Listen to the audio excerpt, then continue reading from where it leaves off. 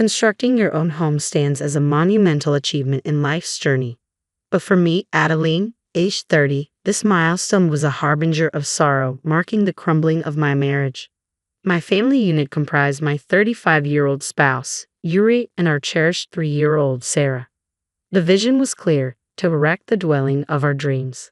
Eagerly, I shared our aspiration with my loved ones, yearning for their support, anticipating smooth progress. Yet reality proved harsh. While others may sail through such endeavors seamlessly, my path diverged. Recent times had been fraught with obstacles in materializing our dream abode, compounded by interference from Yuri's parents. The unraveling commenced on a fateful day when I entrusted Sarah to their care. Yuri and I, slaves to our professions, scarcely savored moments together in the week. Our weekends were devoured by property tours and consultations with architects. Bringing Sarah along proved futile. Her restlessness eclipsed the joy of exploration. Thus, we relied on my parents, conveniently close by, to tend to her. Then came the morning when their news shattered my routine. My father's ailment mandated a hospital visit, rendering them unable to care for Sarah. There seemed no alternative. Our plans for the day hung precariously on the edge of cancellation. Yet, in a surprising turn, my husband proposed, why not ask my parents to look after her? His suggestion stirred an unexpected turmoil within me, the prospect of discord looming. Truth be told, my relationship with my in-laws was strained. They possessed a notion that familial ties equated to unchecked liberties. Since when was such behavior permissible? Moreover, burdening them with the sudden responsibility of caring for a toddler felt intrusive. However, postponing our plans risked stalling progress on our dream home. After much internal debate, I relented, leaving my daughter in their care. Once my errands were done, I sought to ease any potential tensions, purchasing lavish treats and tokens of appreciation before returning to their doorstep. Perhaps swayed by my gestures, my in-laws welcomed us warmly, expressing gratitude for the gifts as we bid our farewells. Yet on the journey home, I overheard my daughter's innocent chatter. "I'm going to get a new house," she declared, her voice brimming with excitement, before inquiring, "Where will Grandma and Grandpa's rooms be in the new house?" "Oh, Sarah, what are you saying? Did Grandma and Grandpa ask you about their rooms? What did you tell them?" I probed gently, noticing her reluctance to speak further, her gaze fixated on the stuffed penguin cradled in her arms. "Oh no," she murmured, a hint of uncertainty clouding her features. Sighing softly, I attempted to clarify the misunderstanding. "Sweetheart, Grandma and Grandpa aren't moving in with us. Perhaps they were just curious if we have a guest room for them when they visit," I reassured her, hoping to dispel any confusion. From that day onward, my in-laws' visits became more frequent, encroaching even on weeknights and holidays. Currently residing in a modest apartment to save for our future home, their presence always seemed to revolve around our plans and aspirations. Whenever they arrived, my husband eagerly presented them with the blueprints and documents detailing our dream house, his enthusiasm unwavering despite my reservations. "Why do you always have to show them?" His question, tinged with disappointment, left me feeling guilty. But it was my mother-in-law who truly put me on edge. Her inquiries felt akin to an interrogation, each query delivered with the weight of judgment. "This design for the kitchen seems impractical. You should reconsider. And we need more tatami rooms. They're essential for comfort as we age. Also, one child's room won't suffice if you plan to expand your family. Have you thought about the declining birth rate?" Her words pierced through me like accusations in a courtroom. "Wow, definitely not the declining birth rate part," I interjected, unable to suppress my frustration. She couldn't care less about that. She was waiting for my response, Adeline. "Well, given our prior discussions and the arrangements made with our contractor, the layout is already finalized based on our family's needs," I retorted, my tone laced with annoyance. "But what about the furniture? Appliances?" she pressed further, her role as a self-proclaimed interior designer evident in her relentless scrutiny. Drawing on my experiences and observations, I defended our choices. "I've seen plenty of homes and rooms through my extensive network and discerning eye. This house, this room, doesn't meet your standards, but it's what works for us. Things aren't perfect, but we're doing our best," I countered, frustration simmering beneath the surface. Attempting to diffuse the tension with a hint of sarcasm, I suggested, "Maybe we should split the costs and make it a two-family house, since you seem to have so much input." Her reaction was explosive. Give money to our son and daughter-in-law. You're a gold digger. A two-family house. Ridiculous. With emotions running high, my in-laws left abruptly, their departure marked by bitter words exchanged in the heat of the moment. Go home. You're not my parents, you're my in-laws. I don't owe you anything. Stop acting like my bosses. I finally snapped, the weight of their intrusion too much to bear. Later that evening, after tucking our daughter into bed, my husband approached me with a weary tone. My parents are just trying to help. Try not to shut them out, he urged, a hint of exasperation in his voice. I'm not trying to shut them out, but they meddle in every aspect of our home. They always push us into corners. They treat us like puppets and mock our decisions, I rebutted, frustration seeping into my words. It's natural. They're parents. Just think about how you'd feel if it were our daughter, he reasoned, his tone softening. You know I'm not always the most compassionate person, but they need to understand boundaries, I retorted, feeling the weight of his dismissal. With his back turned to me, he fell silent, unwilling to engage further. While they may be your parents, they're not part of our household. They don't contribute financially, so they don't get to dictate, I asserted, my anger mounting at his unreasonable stance, making sleep elusive that night. Finally, after what felt like an eternity, our home was complete. Excitement filled the air as we settled into our new abode. Yet my husband's revelation shattered the tranquility. My parents are moving in today. They'll take the larger room on the second floor, and we'll take the smaller one, he declared casually. What? Hold on. We agreed one of those rooms would be Sarah's. I never agreed to living together. None of this was discussed, I protested, incredulity coloring my voice. They've already seen the room.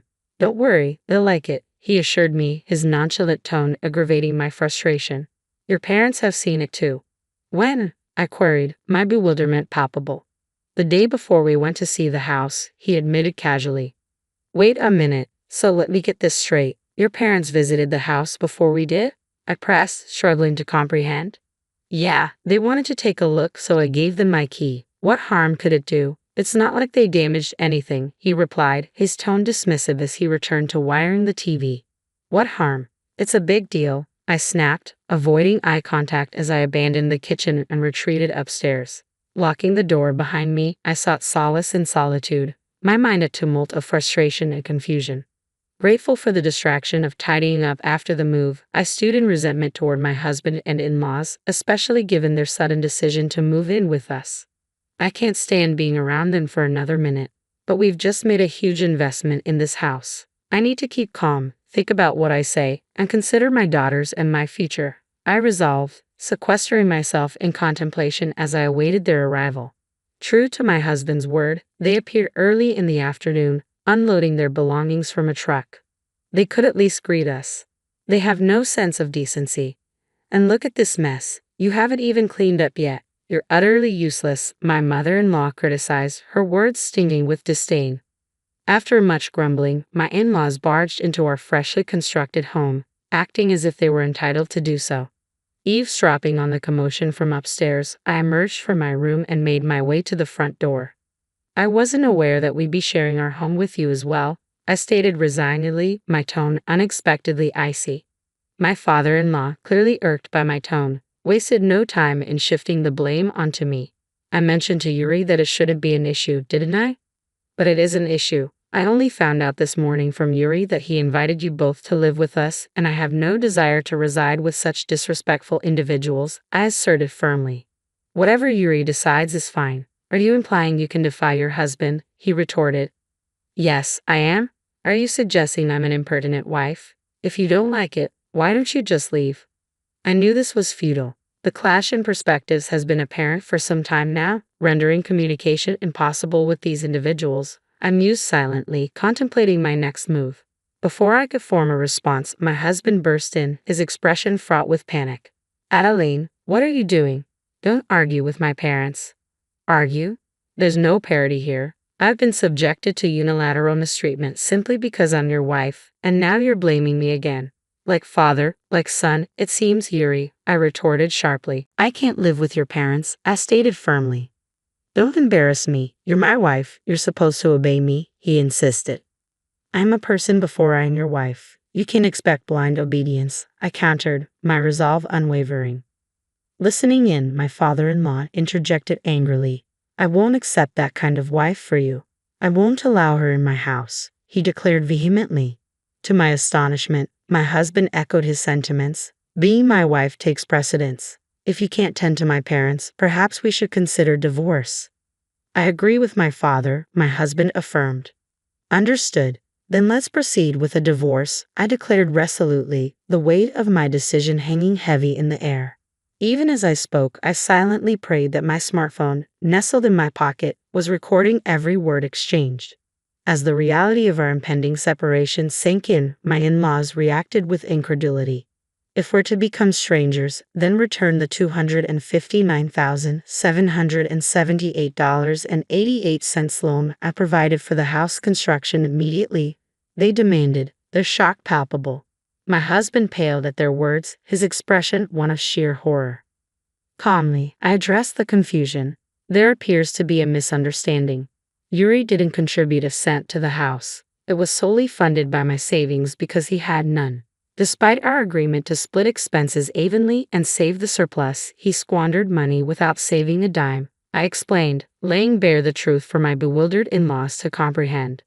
Oh, come on, Adeline, you can't do this, my husband exclaimed, disbelief etched on his face. It's the truth. When it came to buying the house, he wouldn't budge. He'd insisted it be in my name. That's why I loaned you the money, remember? I have a signed AU, so you can't deny it, I asserted firmly. Oh no, their expressions frozen in shock, I swiftly packed my suitcase and overnight bag, filling them with essentials, clothes, and my daughter's treasured toys, ensuring her favorite penguin was securely tucked under my arm. Loading everything into my Mini Cooper, I wasted no time starting the engine. With a heavy heart, I bid farewell to the house I had only just begun to call home. Hastily collecting my daughter from daycare, I sped toward my parents' house. Their surprise at my sudden appearance, clad in sweatpants and laden with luggage, was evident. If this is inconvenient or too sudden, I can stay at a hotel, I offered tentatively, but they quickly intervened, urging me to stay. I sensed their determination to shield me from harm. Sharing my plight with them, I explained my decision to leave my husband, who had nothing but scorn for me, and expressed my desire to provide a stable environment for my daughter. They pledged their full support and generously offered me a place to stay, despite my employment. It was a lifeline I gratefully accepted, knowing I had allies in my corner. That evening, I meticulously documented every detail of my tumultuous interactions with my husband and in-laws. Saving audio recordings from my phone onto my computer and external drives, I diligently compiled evidence. Utilizing my paid time and weekends, I visited numerous lawyers, determined to find one I could trust. Eventually, I found a legal representative whom I felt confident in and submitted a formal request. My days were consumed by these tasks, and before I knew it, a week had flown by. Since the day I fled our once beautiful home, I'd been avoiding my husband, but one evening, as I left the office, he was waiting for me, though I wished to label him as my ex-husband. Until the divorce proceedings concluded, he remained my spouse in legal terms. With little to say to him, I suggested we find a public space for a conversation to avoid any potential outbursts. Ever cautious, I discreetly activated the recording function on my phone before we entered a nearby coffee shop. Is there something you want to discuss? I asked him calmly, steeling myself for whatever response he might offer. Well, it's about the house. I want you to have it, Adeline. I'll remove my name from the lease. Can't we just forget about the money? He proposed, his tone tentative. I'm sorry, I can't do it. I can't bear to live in that house anymore. Your parents, they were the first to set foot in it, weren't they? I stated firmly. Why does that matter? He countered. It matters to me, so I can't, I reiterated.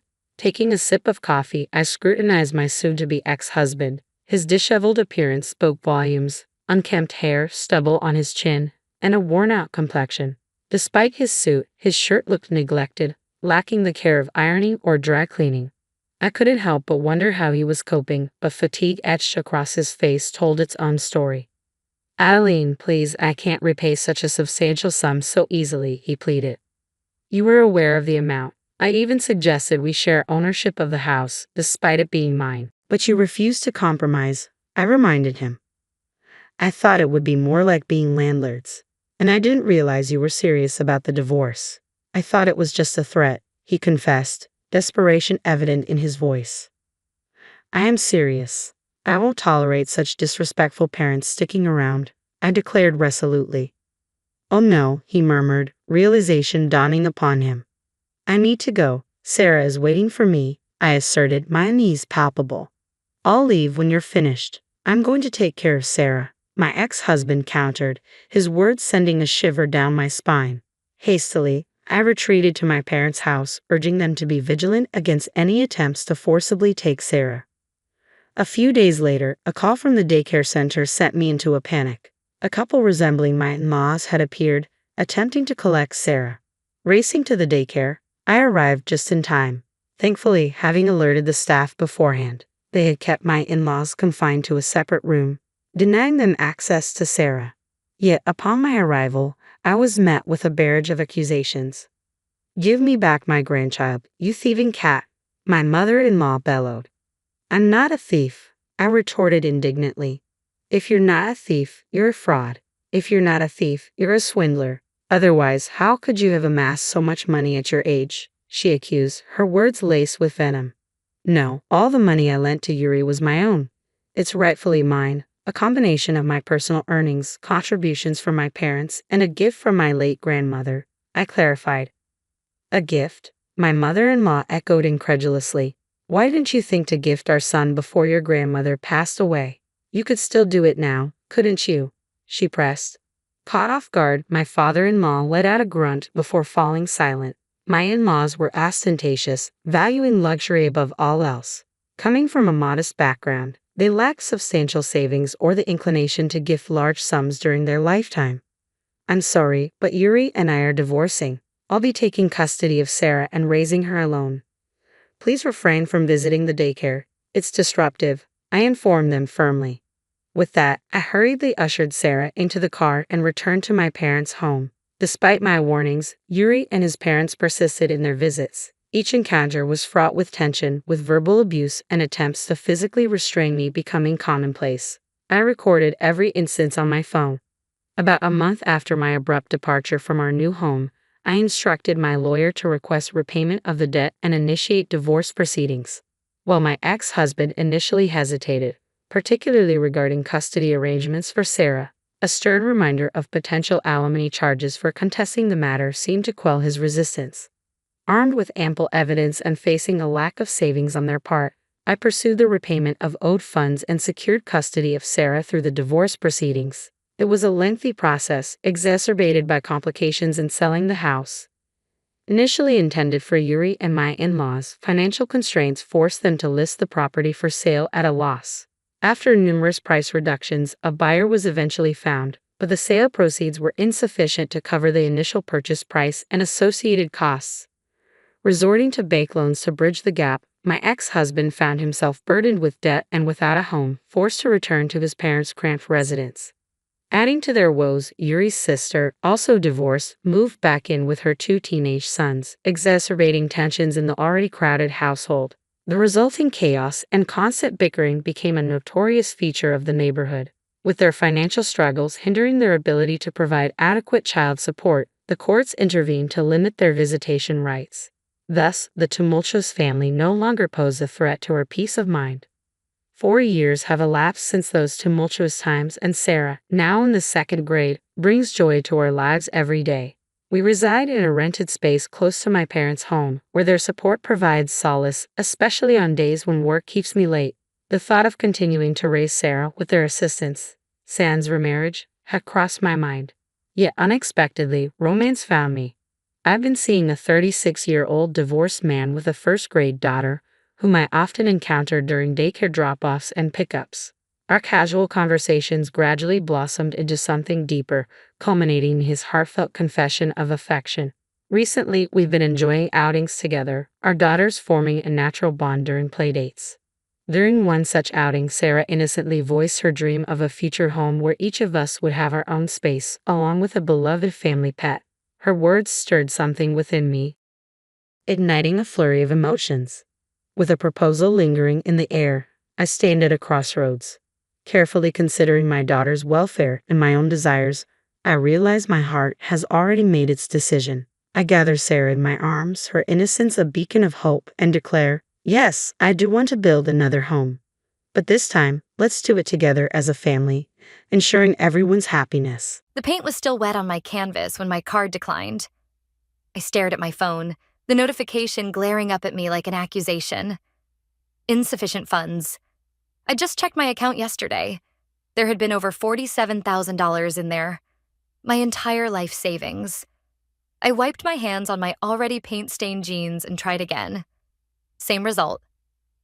With trembling fingers, I opened my banking app. Balance 0.00. My stomach dropped through the floor of my studio apartment. The paintbrush slipped from my fingers, leaving a streak of crimson across the worn hardwood. I couldn't breathe. Couldn't think.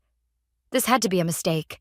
I called the bank, pacing the length of my small apartment, stepping over canvases and supplies. The customer service rep's voice was professionally sympathetic as she confirmed what I already knew. Every penny had been transferred out yesterday afternoon. To another account. Authorized with my credentials. But I didn't authorize anything, I whispered. I'm sorry, Ms. Winters, but the transfer was completed using your secure login and authentication code. My mind raced. Who would have access to... Oh, my family dinner last Sunday. My phone, left on the table when I went to help Mom in the kitchen. Angela hovering near my belongings, as always. I'd thought nothing of it. I hung up and immediately called my sister. Angela speaking. Her voice was crisp, professional. I could picture her at her desk in her corner office, manicured nails tapping impatiently. It's Tessa, I said, my voice surprisingly steady. Did you take my money? A pause. Not of guilt or surprise, but of annoyance. Oh, that.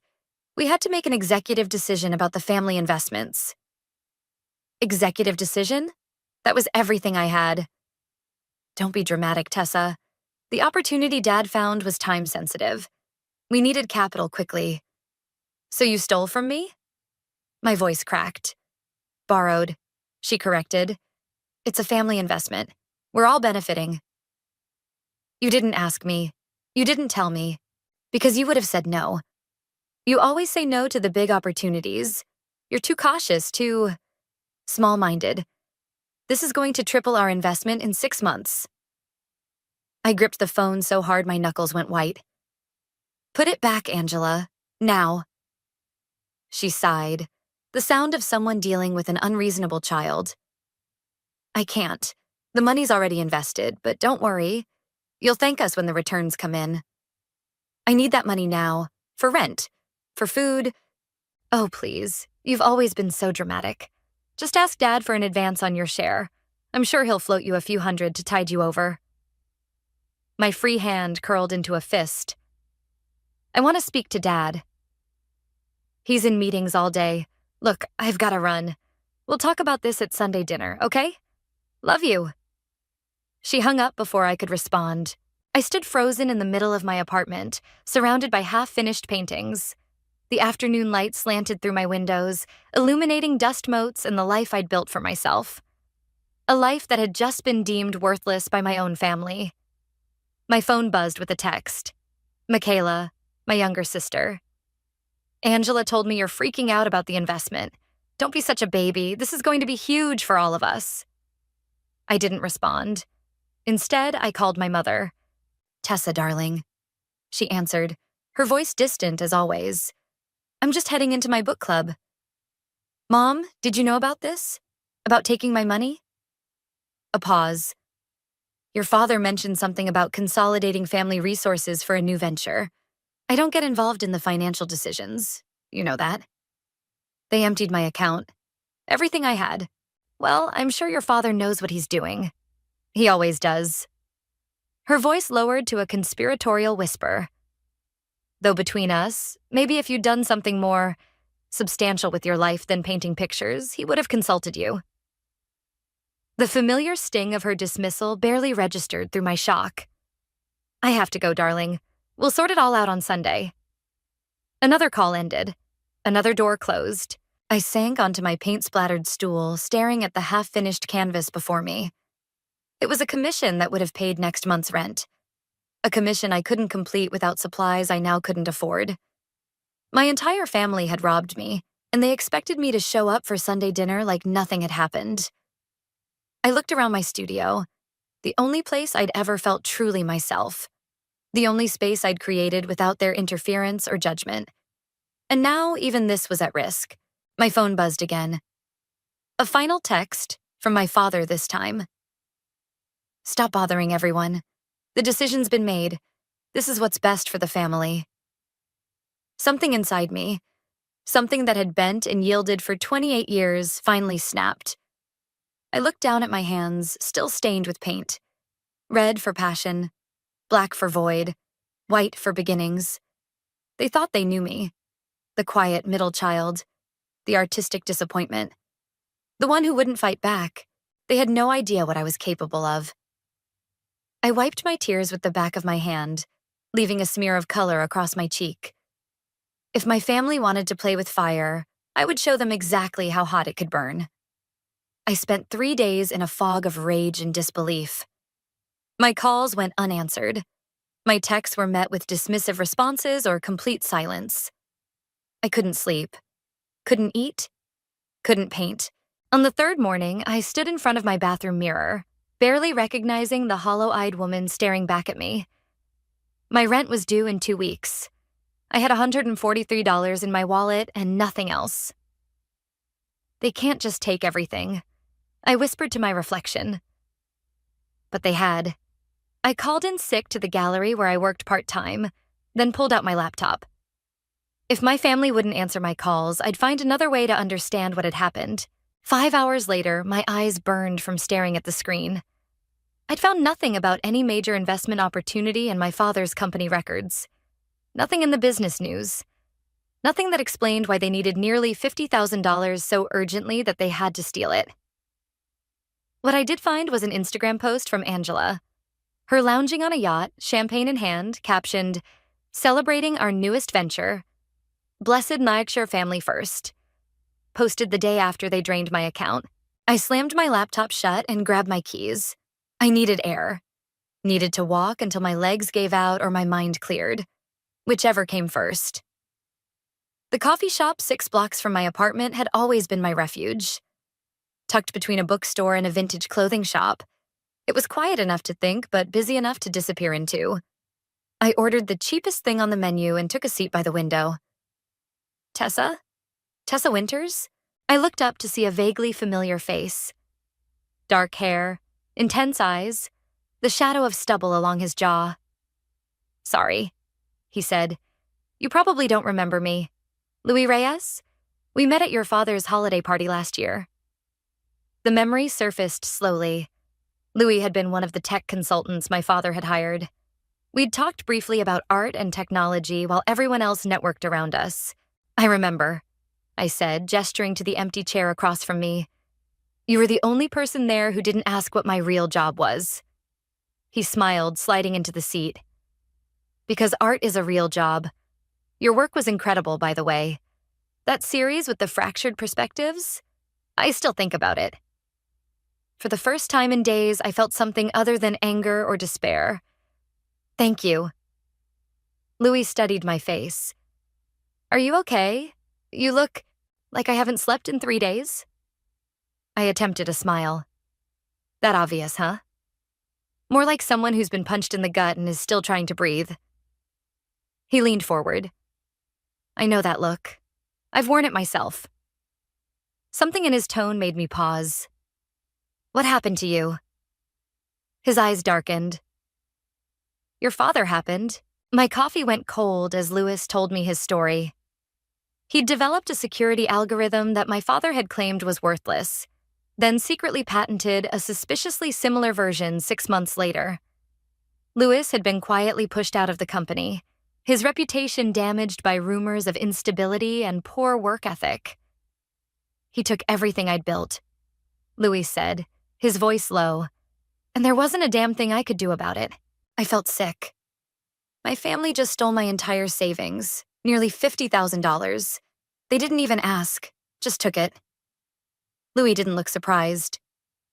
Let me guess. For some amazing investment opportunity? Time sensitive, couldn't wait for your approval? I stared at him. How did you know? Because that's what Maximus does. He finds people with resources he wants and he takes them.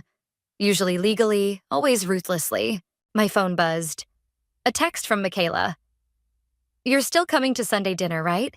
Mom's making your favorite. Don't be mad about the money thing. It's going to work out amazing for all of us. I showed Louis the text. He read it and shook his head. They really expect you to just show up like nothing happened? They do, I said. And until 3 days ago, I probably would have. Louis studied me for a long moment. But not now? No. The word felt like freedom. Not now. He pulled out a business card and scribbled something on the back. I work in cybersecurity now. If you ever want to talk about options, call me. This number isn't in any system. I took the card, turning it over in my fingers. What kind of options? The kind that level playing fields. His eyes met mine. I'm not suggesting anything illegal. Just information is power, especially with people like your family. My phone buzzed again. Angela this time. Dad says if you miss Sunday dinner, you can forget about any advance on your investment returns. Don't be stupid, Tessa. Something cold and clear crystallized inside me. I looked up at Louis. I need to understand exactly what they did with my money, I said. And I need to know everything about how my father operates. Louis nodded slowly. I can help with that. But Tessa, once you start looking, you can't unsee what you find. And with families like yours, there's always more beneath the surface. I'm counting on it, I said, slipping his card into my pocket. As we left the coffee shop, my phone lit up with a notification. An email from my father's assistant. Mr. Winters requests your presence at tomorrow's board meeting. 10 a.m. sharp, professional attire required. I showed Louis. That's unexpected, he said, frowning. No, I replied, a strange calm settling over me. That's an opportunity. I stood outside the gleaming glass headquarters of Winters Enterprises at 9:45 a.m., wearing the only business attire I owned. A charcoal pencil skirt and cream blouse I'd bought for gallery openings. My hands wouldn't stop trembling, so I shoved them into my pockets, fingers wrapping around Louis's business card like a talisman. Last night, we'd stayed up until 3 a.m. in his apartment, surrounded by computer screens and takeout containers. Louis had walked me through what he knew about my father's business practices, the shell companies, the strategic acquisitions of other people's work, the pattern of discrediting anyone who challenged him. Remember? Louis had said as I was leaving, don't let them see what you're really thinking. Your face gives everything away. I took a deep breath and pushed through the revolving doors. The receptionist's eyes widened slightly when I gave my name. Ms. Winters, we weren't sure you'd come. The board is already gathering in the executive conference room. I nodded, trying to channel Angela's cool confidence. I'll head up now. The elevator ride to the top floor gave me 20 seconds to steady my breathing. I'd never been to a board meeting before. Had never been invited. Had never wanted to be. The conference room doors were open. Inside, men and women in expensive suits mingled with coffee cups and tablets. My father stood at the head of the table, commanding attention without speaking. Angela was at his right hand, sleek and polished in a tailored navy suit. She saw me first, her perfectly shaped eyebrows rising in surprise before she composed her face into a smile. Tessa, you made it. She air-kissed my cheek, whispering, you could have worn something a little more executive. I ignored the jab. Why am I here, Angela? Dad wants to show you what your investment is funding. She emphasized the word investment with a pointed look. Try to look interested, will you? My father finally noticed me. Tessa, good. Not good to see you or good morning. Just good, like I'd performed a basic function correctly. The meeting began promptly at 10. I took a seat near the back, watching as my father presented the quarterly results with practiced authority. Nothing about any new investment opportunity. Nothing about my money. Then Angela stood, clicking to a new slide. Now for the exciting development we've been working toward. As you know, we've been seeking to expand our creative division, and we've identified the perfect acquisition. The screen changed to show a familiar logo. Archer Studios, a boutique design firm known for their innovative approach and ethical business practices. A firm I'd dreamed of working with someday. With our recent capital infusion, Angela continued, we're positioned to make an aggressive offer that the owners won't be able to refuse. My stomach twisted. Capital infusion. My money, once acquired, my father added, will integrate their client list and top talent into our existing structure. The Archer name will be phased out within 6 months. The room buzzed with approval. All I could think about was how Archer Studios would be gutted, its creative soul stripped for parts. Questions? My father asked, his gaze sweeping the room before landing on me. Tessa, you look concerned. Every eye turned to me. I swallowed hard. Why Archer? I asked, my voice steadier than I felt. Their value is in their creative independence and ethical reputation. If you absorb them, you destroy what makes them valuable. A ripple of uncomfortable silence. My father's jaw tightened. This is business, not art school, he said dismissively. Their value is in their client relationships and intellectual property, which we will retain. And their people? I pressed. The designers who created that value? Angela jumped in smoothly. We'll keep the ones who align with our culture. The rest will receive generous severance packages. The discussion moved on. I sat in stunned silence, watching my family plot the destruction of something beautiful for profit. And they'd used my money that represented years of work and sacrifice, to do it. After the meeting, my father beckoned me into his office. Angela followed, closing the door behind us. What was that? He demanded. I was asking legitimate questions, I said. You were undermining our strategy in front of the board. He leaned against his desk. I brought you here to show you what real business looks like, what real success looks like. Not whatever it is you do in that studio of yours. The familiar pain of his dismissal washed over me. I'd spent my life seeking his approval, and he'd spent his making sure I knew I'd never earn it.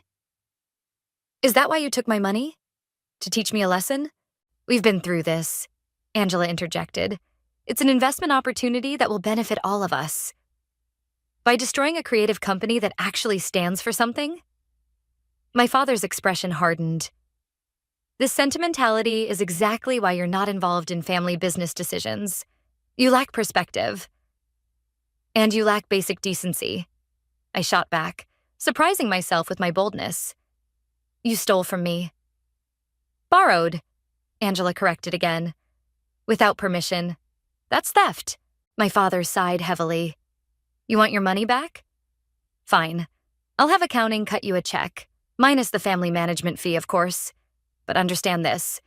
You'll be excluded from all future family investments. When this deal quadruples our portfolio, you'll get nothing. I stared at him, finally seeing clearly. This wasn't about an investment opportunity. This was about control, about keeping me dependent and grateful. I want my full amount returned, I said quietly. Today, Angela laughed. That's not how this works, little sister. My phone buzzed in my pocket. A text from Lewis. Found something. Big. Call me when you're out. I looked up at my father and sister, these strangers who shared my blood. You're right, Angela, I said, moving toward the door. That's not how this works anymore. They're laundering money. Lewis's voice was tight as he paced his small living room. That's what I found. I sat frozen on his couch, staring at the documents spread across his coffee table. Bank statements, shell company registrations, wire transfers to accounts in countries I'd barely heard of. Are you sure? My voice sounded distant to my own ears. Louis stopped pacing and looked at me. Tessa, these patterns are textbook. Money goes in dirty, gets routed through legitimate-looking businesses, comes out clean. Your father's been doing this for years. I picked up one of the papers, a transfer authorization with my father's signature. And my money? My $47,000? It's part of a much larger transfer, almost $2 million total. Louis sat beside me, his knee brushing mine. They bundled your money with other funds. It's already been moved offshore. The room seemed to tilt. My family wasn't just manipulative and controlling, they were criminals, and they'd made me an unwitting accomplice. I need air, I said, standing abruptly. Louis's balcony was barely big enough for 2 people, but the cool night air helped clear my head. The city lights blurred below us, millions of lives untouched by my family's corruption. What am I supposed to do with this? I asked, my hands gripping the railing. Go to the police? Turn in my own family? Louis leaned against the railing beside me. That's one option. But without more concrete evidence, it would be your word against theirs. And your father has very expensive lawyers. So I just let them get away with it? With all of it? The thought made me sick. There's another way. Louis turned to face me. We find proof, real proof, enough that they can't wriggle out of it. How? I can get into their system, but I need someone on the inside, someone with physical access to the executive floor. His eyes held mine. Someone they won't suspect. Understanding dawned. You want me to spy on my family. I want you to get justice. For yourself, for me, for everyone they've steamrolled. He hesitated. But Tessa, if you do this, there's no going back. Your relationship with your family will never be the same. I laughed, the sound brittle in the night air. What relationship? They stole from me, Louis. They've been dismissing me my entire life. This is different. This is active betrayal. I thought about my mother's cold indifference, my father's contempt, Angela's manipulations, Michaela's blind loyalty to them all. Maybe betrayal is exactly what they deserve, I said quietly. Back inside, Louis outlined what we would need. Access to my father's private server, copies of certain documents, recordings of key conversations. It would take time, patience, perfect timing. Sunday dinner, I said suddenly. I'll start this Sunday. Louis looked concerned. Are you sure you're ready? No, I wasn't ready. I wasn't ready to smile across the table at people who had stolen from me. Wasn't ready to pretend I didn't know they were criminals, but I nodded anyway. I need to do this. The next morning, I texted Angela. I'll be at dinner Sunday. Tell Dad I want to talk about getting more involved in the family business. Her response came immediately. About time. Dad will be thrilled. Wear something professional. I closed my eyes, letting the rage wash through me. They thought I was capitulating. Coming back to the fold, tail between my legs. Let them think that. I spent the next 3 days preparing. Louis gave me a modified phone with special software and taught me how to use it. We practiced scenarios, anticipated questions. I memorized details about offshore accounts and shell companies so I could recognize them in conversation. On Sunday morning, I stood in front of my closet staring at my options. Professional, Angela had said. I pulled out a simple black dress, modest, forgettable. Perfect for someone who didn't want to be noticed too closely. As I was getting ready to leave, my phone rang. Unknown number. Hello? Is this Tessa Winters? A man's voice, unfamiliar. Who's asking? My name is Khalil. I'm head of security for your father's company. My heart stuttered. Had we been discovered already? What can I do for you, Khalil?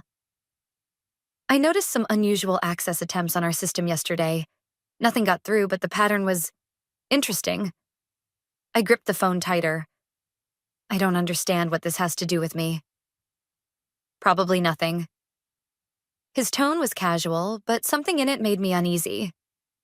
Just doing my due diligence. Your father takes security very seriously. I'm sure he does. A pause. Enjoy your family dinner tonight, Ms. Winters. The line went dead.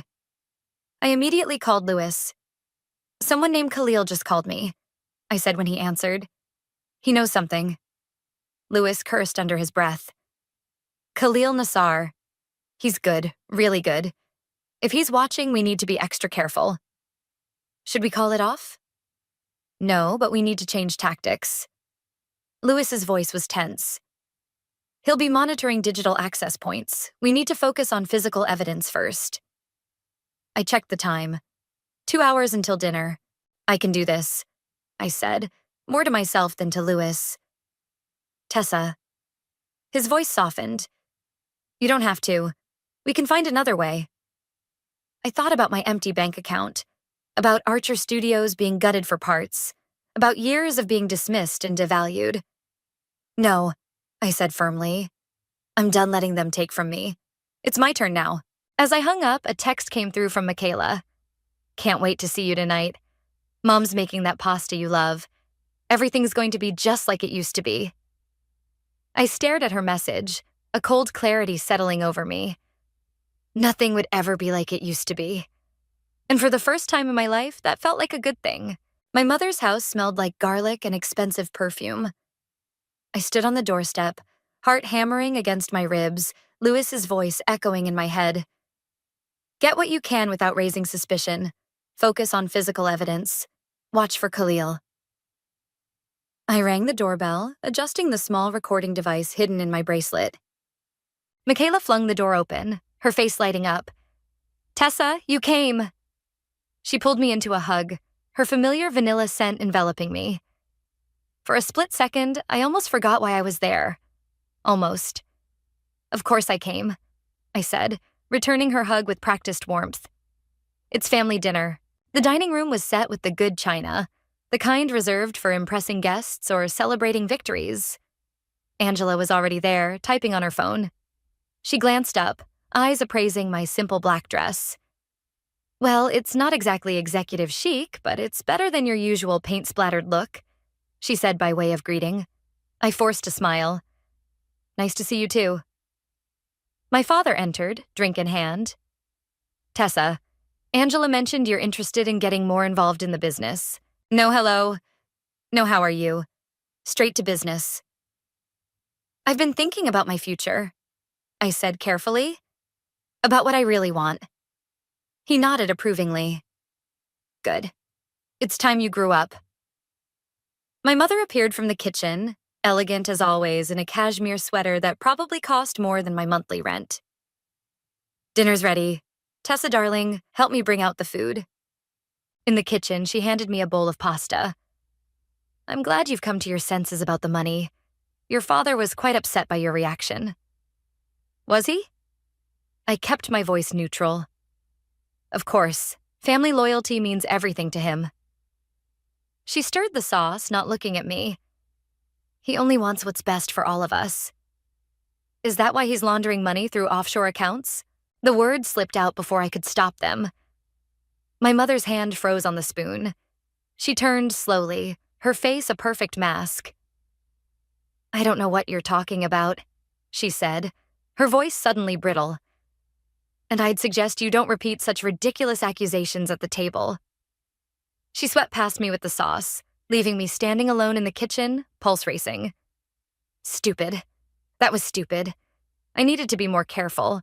At dinner, the conversation flowed around me. Business successes, social events, Michaela's latest shopping spree. I picked at my food, watching them all perform their roles in this family charade. So, Tessa, my father said eventually, Angela tells me you were at the board meeting. What did you think? All eyes turned to me. This was my opening. I was impressed. I lied smoothly. Especially with the Archer acquisition strategy. I've been thinking about it a lot. Angela looked surprised but pleased.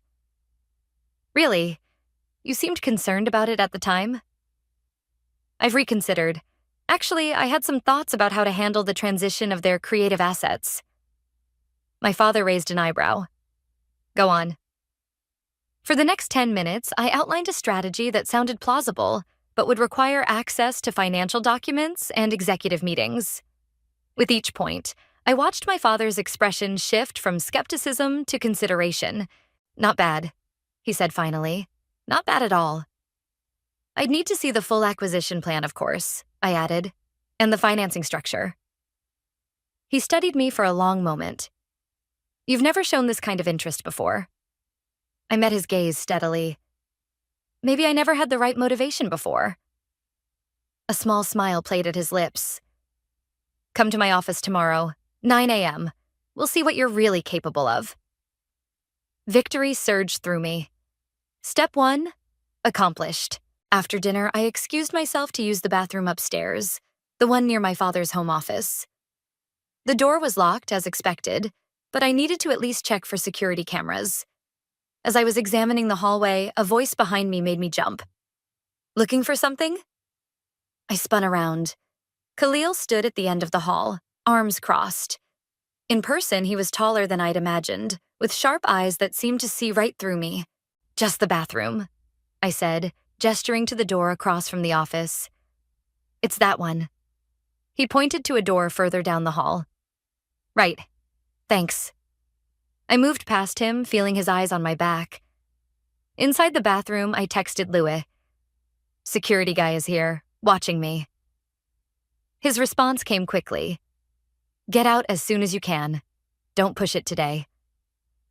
When I emerged, Khalil was gone, but the damage was done. He was suspicious. Downstairs, I found Angela alone in the living room, nursing a glass of wine. That was quite a performance at dinner, she said. What are you really up to, Tessa? I sat across from her. What makes you think I'm up to something? Because I know you. And you don't suddenly develop business acumen overnight. Maybe you don't know me as well as you think. She leaned forward. Let me be clear. Dad might be intrigued by your little transformation, but I'm not. This is my territory, my future. Don't get in my way. The threat hung in the air between us. For the first time, I saw real fear behind her perfect facade. Angela wasn't just protecting the family business. She was protecting herself. What are you afraid of, Angela? I asked quietly. What happens if someone looks too closely at how this family operates? Her face paled slightly. You have no idea what you're talking about. Don't I? We stared at each other, the pretense of sisterly affection completely gone. The front door opened and my father's voice carried down the hall. Khalil, what did you find? Angela's eyes widened fractionally. I stood up, heart pounding. I should go, I said. Big day tomorrow, 9 a.m., right? As I gathered my things, I heard Khalil's low voice. We need to talk about your daughter, sir. I slipped out the side door, the night air cool against my flushed skin. I had what I needed, an invitation to the inner circle. But at what cost? The game had changed. They were watching me now. And I was running out of time. He knows something's off. I paced Louis's living room at midnight, still in my dinner clothes. The way Khalil looked at me, like he was cataloging every movement, every word. Louis typed furiously on his laptop. We need to accelerate the timeline. Your father's giving you access tomorrow. That's our window. And if Khalil is watching, if he's monitoring everything I do, then we get creative. Louis looked up, his expression grim. Tessa, we found something else. The Archer acquisition? It's worse than we thought. He turned his laptop toward me. On the screen was an email from my father to Angela, dated 3 weeks ago. A has agreed to our terms. Once paperwork is signed, liquidate all assets immediately. M will handle the offshore transfers. Use T's account as buffer. Clean origin, no questions. Complete by month end. My stomach dropped. T's account, that's me. They were using me as a washing machine for dirty money. They needed a clean account with no connection to their usual channels. Louis confirmed. Your money was never meant to be invested. It was meant to disappear. I sank onto the couch, a cold clarity settling over me. They made me complicit. If anyone investigates, my name is on those transfers. Which is why we need to move fast. Louis closed his laptop. Tomorrow, when you're in your father's office, I need you to plug this into any computer on the executive network. He handed me what looked like a normal USB drive. It'll create a backdoor for me to access their secure servers. I turned the small device over in my hands. And then what? Then we get everything. The whole operation. Enough evidence to force them to return your money and keep them from destroying Archer. And enough to send my family to prison, I added quietly. Lewis didn't deny it. That's your choice, Tessa. How far you want to take this? I barely slept that night, tossing between rage and doubt. By morning, my resolve had hardened into something cold and sharp. I dressed carefully in a borrowed suit from Lewis's ex-girlfriend, something Angela would approve of. Professional, polished, the perfect disguise. The USB drive felt like a live grenade in my purse as I walked into Winters Enterprises at precisely 9 a.m. My father's executive assistant greeted me with surprise. Ms. Winters, your father's expecting you, but he's running late. He asked if you could wait in the conference room. The Archer team will be here at 10. My heart skipped. The Archer team is coming today? Final negotiations. She smiled conspiratorially. Between us, it's a done deal. Your father never loses. The conference room was empty. I sat at the massive table, staring at the computer terminal built into its center. A perfect opportunity, if I could access it. I glanced at the door. No one watching. I pulled out the USB drive. I wouldn't do that if I were you. I froze. Khalil stood in the doorway, arms crossed. This isn't what it looks like, I said automatically. He closed the door behind him. It looks like you're about to insert unauthorized hardware into a secure system, which is exactly what it is. I dropped the drive back into my purse, mind racing for an excuse. Khalil sat across from me. I've been watching you, Tessa. And your friend Lewis. My blood went cold. I don't know what you're talking about. Louis Reyes, former employee, terminated under questionable circumstances, currently working as a cybersecurity consultant while apparently plotting corporate espionage against your father. His voice remained calm, almost conversational. And you're helping him. There was no point denying it. Are you going to tell my father? That depends. He leaned forward. On why you're doing this. The question caught me off guard. They stole from me, used me, lied to me. And now you want revenge. I want justice, I corrected, and my money back. Khalil studied me for a long moment. 2 months ago, I flagged some unusual transactions for your father. Large sums moving through unconventional channels. He told me it was a special project and to ignore similar patterns in the future. He paused. I didn't feel comfortable with that. I stared at him, understanding slowly dawning. You're not here to stop me. I'm here to make sure you don't get caught. He said quietly. What your family is doing with Archer, and with other companies before them, it isn't right. But if you use that drive, they'll trace it back to you within hours. Then what do I do? I whispered. Khalil pulled out his own drive. Use this instead. It's clean, untraceable, and will give your friend what he needs without leading back to either of you. I hesitated. Why would you help me? Because I've spent 3 years protecting your father's empire, and I've seen enough to know it needs to be dismantled. He placed the drive on the table between us. But understand this. Once you start this, there's no controlling where it ends. Your entire family could face serious charges. The weight of his words settled on my shoulders. This wasn't just about my money anymore. It was about years of corruption, of people being used and discarded. I understand, I said, taking his drive. Khalil nodded once. The system will be unlocked for exactly 2 minutes when the meeting starts. Your father always begins by showing the same presentation. That's your window. Footsteps sounded in the hallway. Khalil stood quickly. One more thing, he said, voice low and urgent. There's a company jet scheduled for tomorrow morning. Your father, Angela, and several board members. Private airstrip, invitation only. Where are they going? The Caymans, one-way tickets. His eyes met mine. Whatever you're planning, do it today. By tomorrow, they'll be gone, and so will any money they control. The door opened. My father entered, followed by Angela and several executives I recognized from the board meeting. Tessa, my father said, looking between Khalil and me with narrowed eyes. I see you've met our head of security. Just introducing myself, Khalil said smoothly. Explaining our protocols. Angela gave me a suspicious look. The Archer team will be here any minute. Try not to say anything. Artistic. As everyone took their seats, I felt the drive in my pocket. One chance. Today, before they disappeared with everything, my phone buzzed with a text from Louis. In position. Ready when you are. I looked up to see my father watching me, a calculating expression on his face. For the first time in my life, I didn't flinch away from his gaze. The game was ending today, one way or another. The Archer team arrived looking nothing like I expected. No sleek suits or power ties, just 3 people in casual business attire, with the quiet confidence of people who believe in what they create. Their lead designer, a woman named Danny, had the calloused fingertips of someone who still worked with her hands.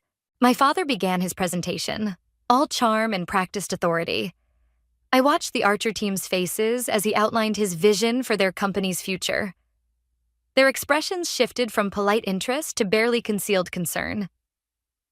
And of course, my father concluded, we'll ensure a smooth transition for your key personnel. You mean the ones you decide to keep? Danny said quietly. My father's smile didn't waver. We'll make those determinations based on alignment with our corporate culture. As promised, he pulled up his standard acquisition presentation. The computer terminal in front of me blinked, indicating it was active. Khalil caught my eye from across the room and gave an almost imperceptible nod. My 2-minute window had begun. I leaned forward, pretending to take notes while sliding the drive into the USB port beneath the table. A small light flashed green. Connected. Excuse me, Angela interrupted, staring directly at me. Tessa, what are you doing? Every head turned toward me. My fingers froze on the keyboard. Taking notes, I said, forcing a smile. I want to learn how this works. She narrowed her eyes but didn't push further. The presentation continued. My phone vibrated silently. Louis, we're in 60 seconds to download. I glanced at the Archer team, at the resignation already settling into their postures. They'd built something meaningful, and they were about to watch it be dismantled for parts. Just like I'd been. My phone buzzed again. Download complete. You need to get out now. I removed the drive, tucking it safely into my pocket. Now I just needed to excuse myself and, before we proceed to the paperwork, my father said, I believe my daughter has some thoughts on the creative transition. Tessa? Every eye in the room turned to me. This wasn't part of the plan. I wasn't supposed to speak. I glanced at Khalil, who gave me the slightest shrug. No help there. I stood slowly, buying time. Thank you, Father. I've been studying Archer's portfolio extensively. Angela watched me like a hawk, suspicion radiating from her. My father waited expectantly, a trap I couldn't see yet coiled beneath his polite attention. And then I saw it. The Archer team's faces, the quiet desperation. The same expression I'd worn when I discovered my account had been emptied. Something shifted inside me. This wasn't just about getting my money back anymore. Archer Studios has built something remarkable, I began, my voice stronger than I expected. Their design philosophy, their ethical approach to client relationships, these aren't assets you can simply absorb. They're the soul of the company. My father's expression hardened. Tessa, let me finish. The authority in my voice surprised even me. I've reviewed the acquisition plan in detail, and it's not an investment. It's a dismantling. You're not planning to grow Archer. You're planning to strip it for parts and discard the rest. The room went deadly silent. The Archer team exchanged glances. That's enough, my father said, his voice dangerously quiet. No, it's not. I turned to the Archer team. They're using shell companies to move money offshore. Once they acquire you, they'll liquidate your assets immediately. It's all happening tomorrow. They have a private jet ready to take them to the Caymans. Angela stood abruptly. This is ridiculous. Tessa clearly doesn't understand business strategy. I understand perfectly, I countered, pulling out my phone. In fact, I have the emails where you and Dad discuss using my account as a clean origin for funds, where you plan the liquidation of Archer's assets, where you discuss the offshore transfers. My father's face went white. Where did you get those? From your secure server. I met his gaze steadily. The same server where you keep records of all your other acquisitions, all your other victims. You had no right. He hissed. Neither did you when you stole from me. The Archer team was on their feet now, gathering their materials. I think we're done here, Danny said. Sit down, my father ordered. This meeting isn't over. Yes, it is. I stepped between them and my father. And so is this entire operation. Angela grabbed my arm, her nails digging into my skin. Do you have any idea what you've done? She whispered furiously. I pulled free. Exactly what you taught me to do. Take what I want and destroy anyone who gets in my way. My father stood, his rage barely contained. Security will escort you out of the building, now. That won't be necessary. Khalil stepped forward. Ms. Winters isn't the one who needs to leave. The conference room door opened. 2 men in suits entered, not company security. Maximus Winters? One of them asked, though it clearly wasn't a question. We're with the Financial Crimes Enforcement Network. We need you and Angela Winters to come with us. My father's face contorted with fury as he looked from the agents to me. You did this. No, I said quietly. You did this. I just stopped looking the other way. As the agents led my father and sister out, Angela turned back to me. You're still our family, she said, her voice breaking slightly. How could you do this to your own family? For a moment, just a moment, doubt crept in. These were the people who had raised me, shaped me, defined my world for 28 years. Was I really capable of bringing them down? Then I remembered my empty bank account, the dismissal in my father's eyes, the casual cruelty that had been our family's currency for as long as I could remember. Family doesn't steal from family, I said simply. Family doesn't use family as a pawn in their criminal schemes. As they disappeared down the hallway, the Archer team approached me. Thank you, Danny said. But why? Why risk everything to warn us? I thought about all the reasons: justice, revenge, self-preservation. But in that moment, only one answer felt true. Because someone should. My phone buzzed with a message from Louis. It's done. All evidence sent to authorities. Get out now. I looked around the conference room one last time, at the empire my father had built through manipulation and deceit, at the life I'd been trying to earn a place in for as long as I could remember. And I walked away. The lobby of Winters Enterprises buzzed with confusion. Employees whispered in clusters as federal agents moved through the building. I kept my head down, aiming for the exit before anyone connected me to the chaos. Tessa, wait. I turned to see Michaela rushing toward me, her face flushed with panic. What's happening? They're saying Dad and Angela were just arrested. Her eyes searched mine, desperate for reassurance. Tell me this is a mistake. The sister who had always followed Angela's lead, who had texted me about my investment with such casual cruelty, now looked like a lost child. For a moment, I almost softened. It's not a mistake, Michaela. They've been laundering money, using shell companies, using me. Her face crumpled. But they wouldn't do that. They did, and they used my account to do it. Understanding dawned in her eyes, followed quickly by anger. So this is revenge? You're destroying our family because they borrowed money from you? They stole from me, I corrected. And no, this isn't about revenge. It's about stopping them before they hurt more people. She shook her head, tears streaming down her face. You don't understand. Dad was just trying to secure our future. Angela told me everything. The business was in trouble. They needed cash flow. The business was fine, I interrupted.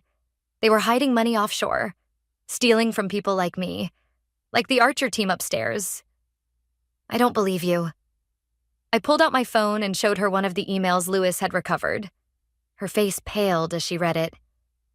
There are hundreds more like this, I said quietly. They've been doing it for years. Michaela looked up, her expression shifting from denial to a dawning horror. Did Mom know? The question hit me like a physical blow. In all our investigating, we'd found no evidence linking our mother to the financial crimes. But she'd been married to my father for 30 years. How could she not know? I don't know, I admitted. Michaela's phone rang, our mother's ringtone. She stared at it, then at me, suddenly uncertain. Answer it, I said. She put the phone on speaker. Mom? Michaela, thank God. Where are you? Our mother's voice was tight with tension. At Dad's office, with Tessa. A sharp intake of breath. Put your sister on. I took the phone. Hello, Mother. What have you done? The coldness in her voice was familiar, but the fear beneath it was new. What no one else would, I replied. Stop them. You've destroyed this family. They destroyed it when they decided to steal from me, when they decided breaking the law was acceptable. They were protecting us, she hissed. All of us. Do you think your father's business was built on playing nice? On following every petty rule? This world eats people who play by the rules, Tessa. And there it was. The truth I'd always suspected but never wanted to believe. She'd known, all along. Where are you now? I asked. A pause. Why? Because federal agents are probably looking for you too. I'm at the airstrip, she said after a moment. Your father's jet. We were supposed to take a trip. To the Caymans. One-way tickets. They're not coming, Mother. Another pause, longer this time. I know. The line went dead. I handed the phone back to Michaela, who stared at me with new eyes. She knew, Michaela whispered. All this time. Yes. What happens now? I looked around the lobby at the company my father had built through deception and intimidation. Now we tell the truth. All of it. We spent the next hours with federal agents, Michaela and I, sitting side by side, unraveling the web our family had woven. With each revelation, I watched my sister's world collapse and rebuild itself, just as mine had days earlier. When we finally emerged from the building, the sun was setting, painting the glass towers in gold and shadow. Louis waited by his car, relief washing over his face when he saw me. You okay? He asked. Getting there, I said. My phone buzzed with a text from Khalil. Your mother's gone.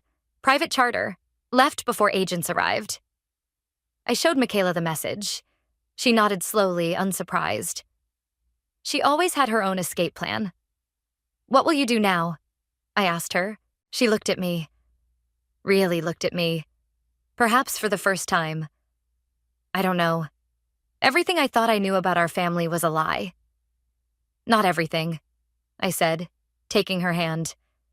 Just the parts they wanted us to see. As we drove away from Winter's Enterprises, Louis updated us on what he'd learned. The authorities had frozen all company assets. My father and Angela would face multiple federal charges. The evidence was overwhelming. What about my money? I asked. Most of it's gone, Louis admitted. Moved through too many channels to recover easily. But they found about $12,000 in one of the holding accounts. It's being released back to you. A quarter of what I'd lost. Not enough to rebuild my life as it was, but enough to start something new. The Archer team wants to meet with you, Louis added. Danny called while you were inside. Said they have a proposition. I thought about Danny's calloused fingertips. About people who built things with their hands and hearts, not just spreadsheets and schemes.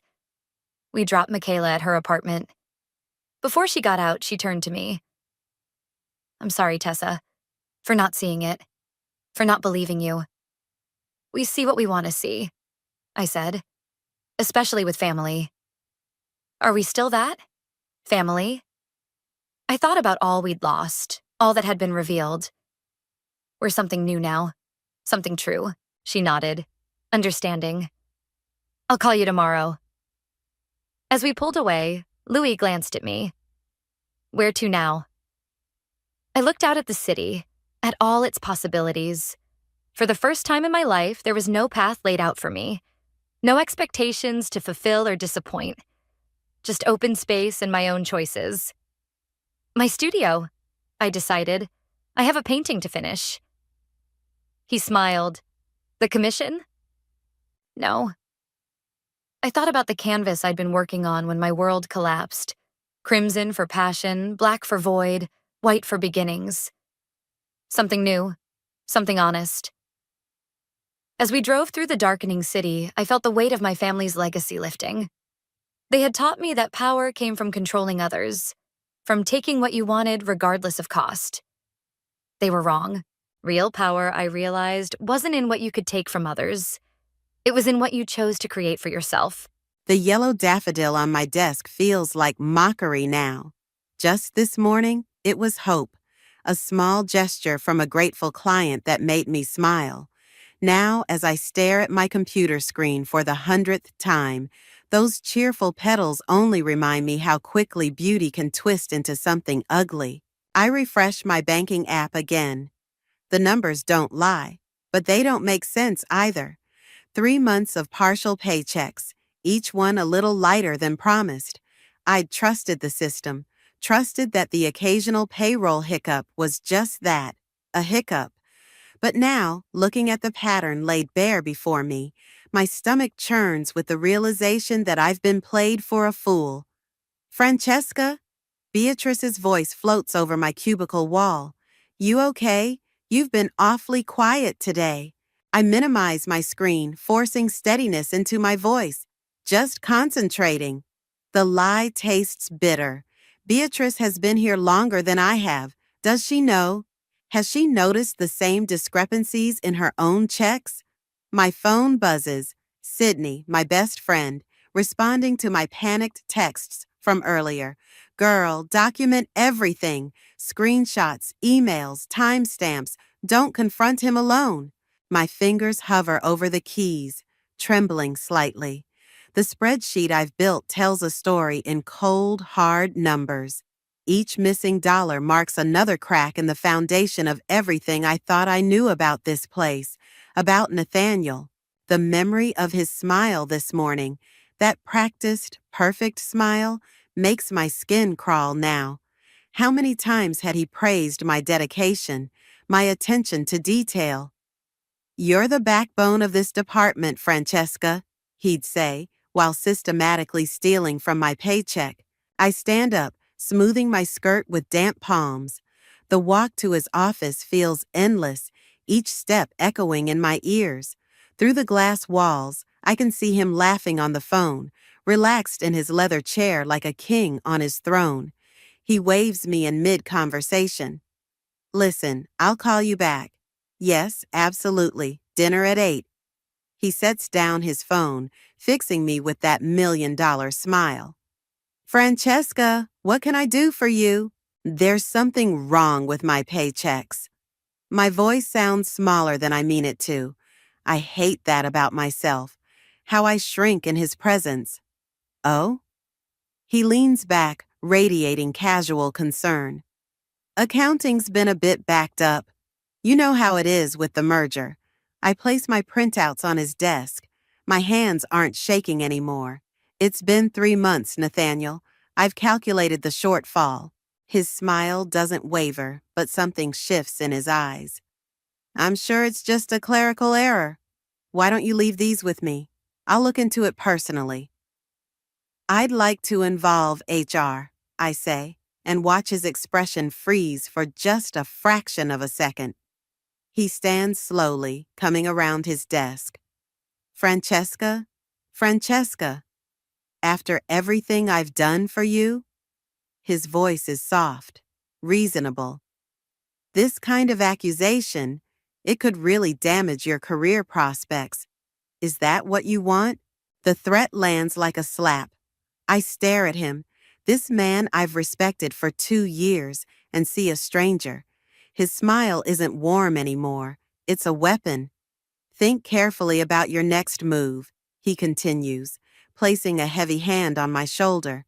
We wouldn't want things to become uncomfortable. I leave his office on autopilot, my printout still on his desk. In the bathroom, I grip the cold porcelain sink and stare at my reflection. The woman looking back at me seems unfamiliar, pale, shaken, diminished. My phone buzzes again. Sydney, what happened? Call me. But I can't call her. Not yet. Because calling means speaking the truth out loud, that my boss is stealing from me, that he's probably stealing from others, that everything I've worked for is built on quicksand. Back at my desk, the daffodil catches my eye again. Without thinking, I pick it up and drop it in the trash. Its cheerful yellow face disappears beneath a pile of shredded papers.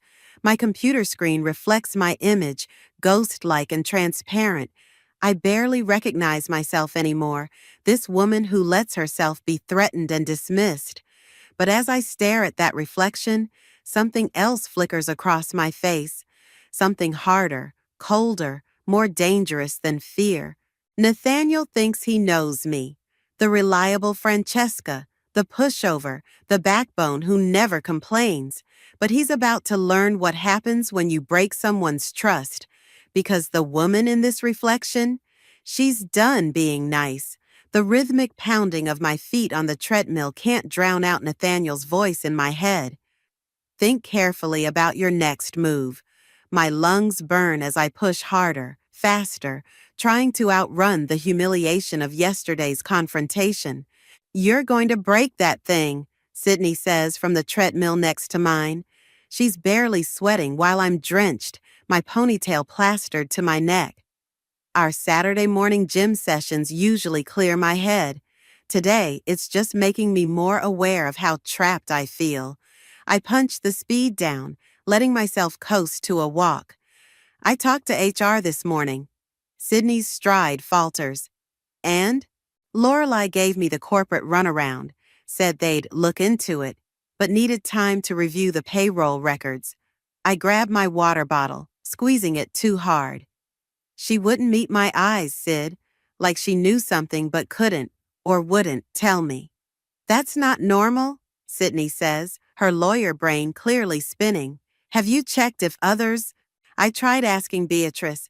She changed the subject so fast it gave me whiplash. The memory stings. My one work friend, and she'd practically sprinted away when I brought up paychecks. We cool down in silence, but I can feel Sydney watching me. She's known me since college. She can read the storm brewing behind my calm facade. Back in the locker room, she finally says what I know she's been holding back. You need to start looking for another job. And let him win? The words come out sharp enough to turn heads. I lower my voice. If he's doing this to me, he's doing it to others. Someone has to stop him. And that someone has to be you? Sydney's voice is gentle, which somehow makes it worse.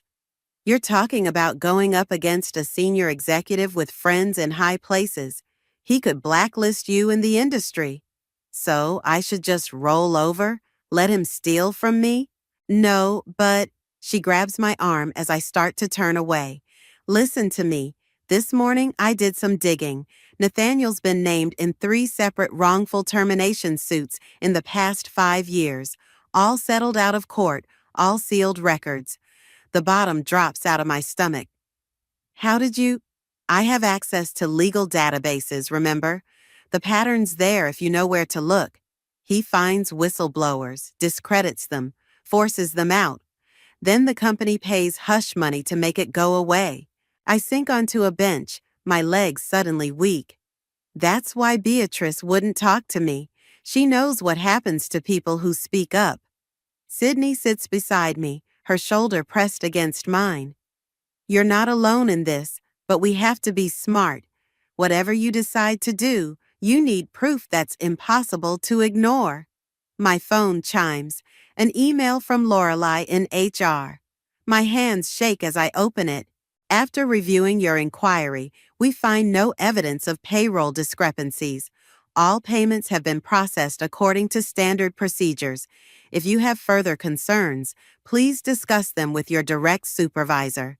The words blur as tears of rage fill my eyes. I thrust the phone at Sydney, who reads it with a deepening frown. Look at the timestamp, she says. 6 a.m. on a Saturday? She's covering for him. They're all covering for him. I stand up, throwing my gym bag over my shoulder with enough force to make the lockers rattle. Then I'll find proof they can't cover up. Francesca. No. My voice is steady now, cold with certainty. You know what the worst part is? Yesterday, when he threatened me, he was smiling, like it was all some big joke, like I was nothing. Sydney stands too, concern etched on her face. Promise me you won't do anything reckless. I meet her eyes in the mirror.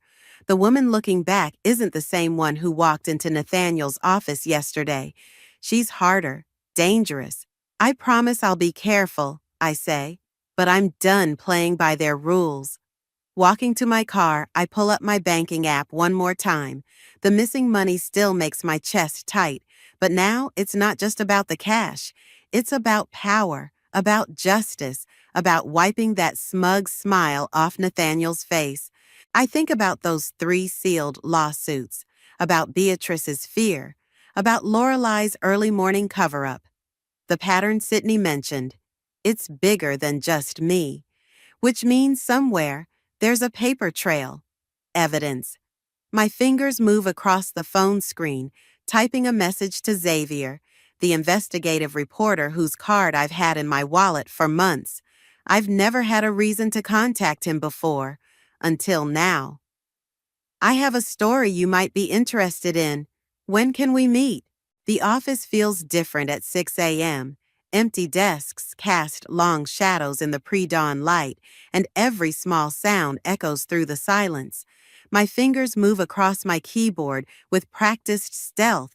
I've been coming in early all week, piecing together the puzzle of Nathaniel's deception one spreadsheet at a time.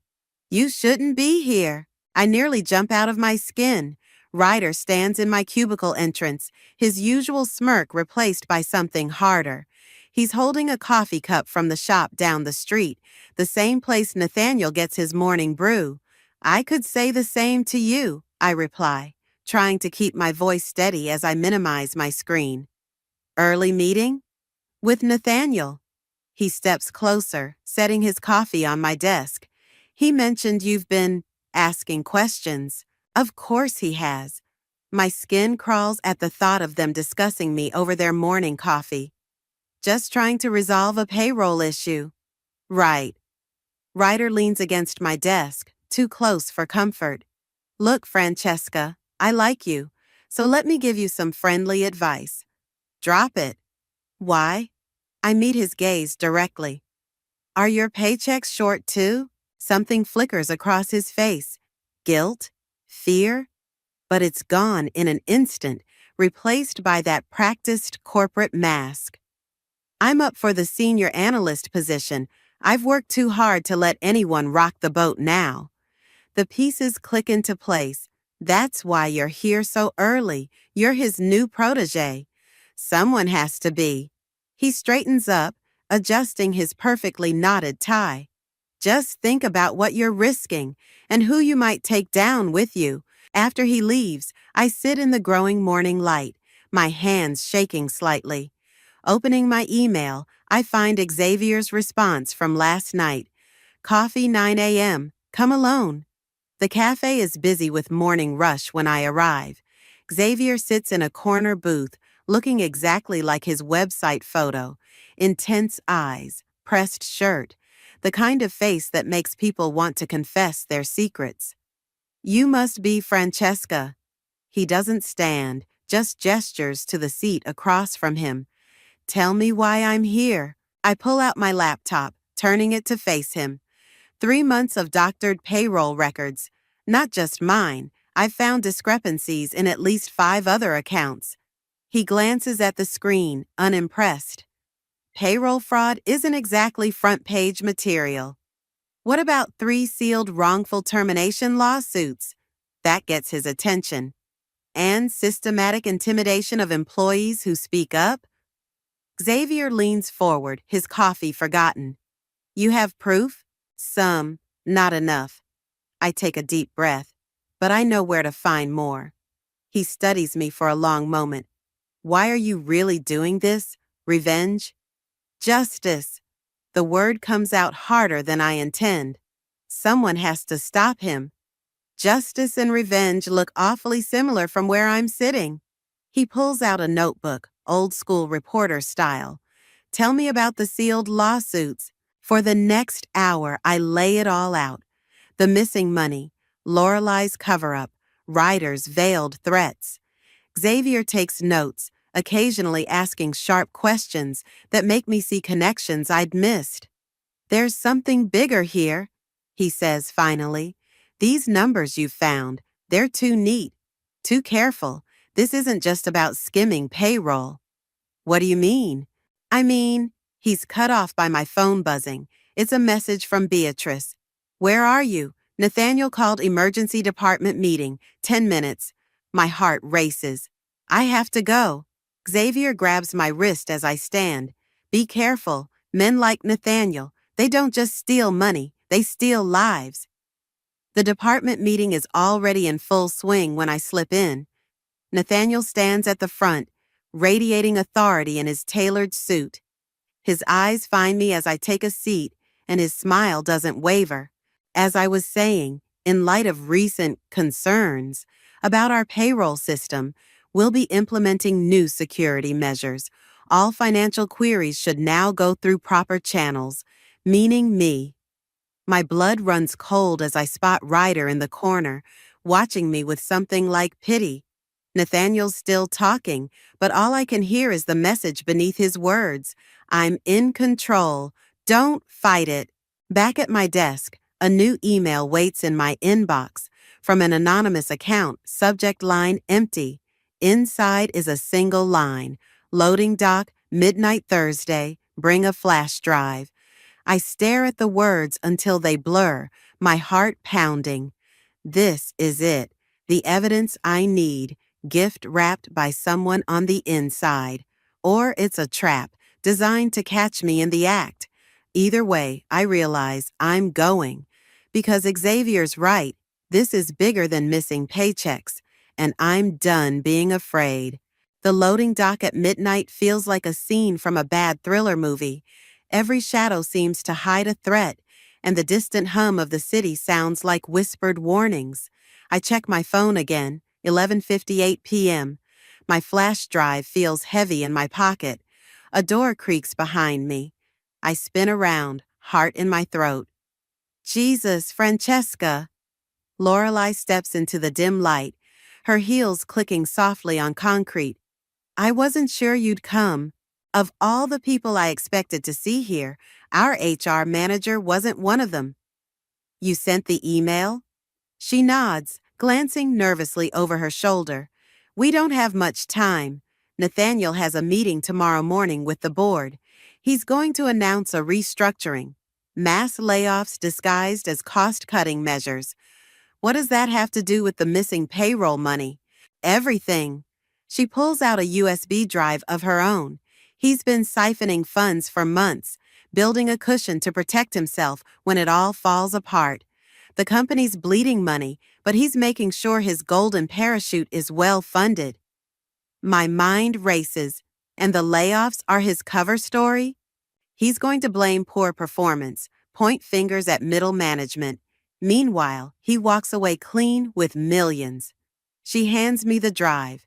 Everything's here, transfer records, fake accounts, board meeting minutes. I've been collecting it for months. Why help me now? Lorelei's face hardens. Because my name's on that layoff list, along with everyone else who knows too much. A door slams somewhere above us. We both freeze. Go, she whispers. If anyone asks, you never saw me. I'm halfway to my car when I hear voices carrying across the parking lot. Nathaniel and Ryder heading toward the loading dock. I duck behind a concrete pillar, holding my breath. Sure about this? Ryder's voice, uncertain. Getting cold feet? Nathaniel's laugh echoes. Remember what we discussed. Your promotion comes with certain expectations. I know, but the layoffs are necessary sacrifices. You want to play in the big leagues? This is how it's done. Their voices fade as they enter the building. I wait 5 more minutes before racing to my car, my hands shaking so badly I can barely get the key in the ignition. At home, I plug in Lorelei's drive with trembling fingers. File after file opens before me. Spreadsheets, emails, meeting notes. It's all here, laid out in cold digital clarity. The scope of Nathaniel's scheme is staggering. My phone buzzes. Sydney calling. I've been avoiding her since our gym conversation, but right now, I need my best friend's clear head. You're still up? She answers. I need you to look at something. Now. 20 minutes later, Sydney sits at my kitchen table, scrolling through documents while I pace. This is... Jesus, Francesca. This isn't just fraud. This is systematic corruption. I have to get this to Xavier. Wait. She grabs my arm, stopping my nervous movement. Think this through. Lorelei gave you this out of nowhere after stonewalling you for weeks? She's on the layoff list. Or she's setting you up.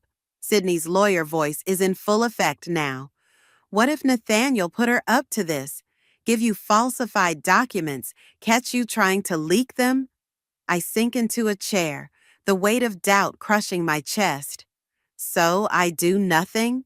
Let him destroy people's lives? No, she squeezes my hand. But we do this smart. I know someone in the DA's office. Let me have them look at these files first. Make sure they're legitimate. There's no time. The board meeting is exactly why we need to be careful. If we move too fast and get this wrong, Nathaniel wins.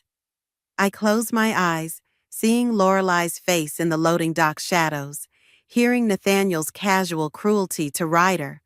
When I open them again, Sydney's watching me with concern. Give me until morning, she says. Please. My phone chimes, an email from Xavier. Need to meet, have information about previous lawsuits. Urgent. I show Sydney the message. She reads it twice, then looks at me with resignation. You're going to meet him no matter what I say, aren't you? I'll wait for your contact to verify the files, I promise, but I need to know what Xavier's found. She stands, gathering her things. Just be careful. Remember what we talked about, revenge and justice looking the same in the dark. After she leaves, I sit in my quiet apartment, staring at the flash drive that could destroy Nathaniel or me. Tomorrow will change everything, one way or another.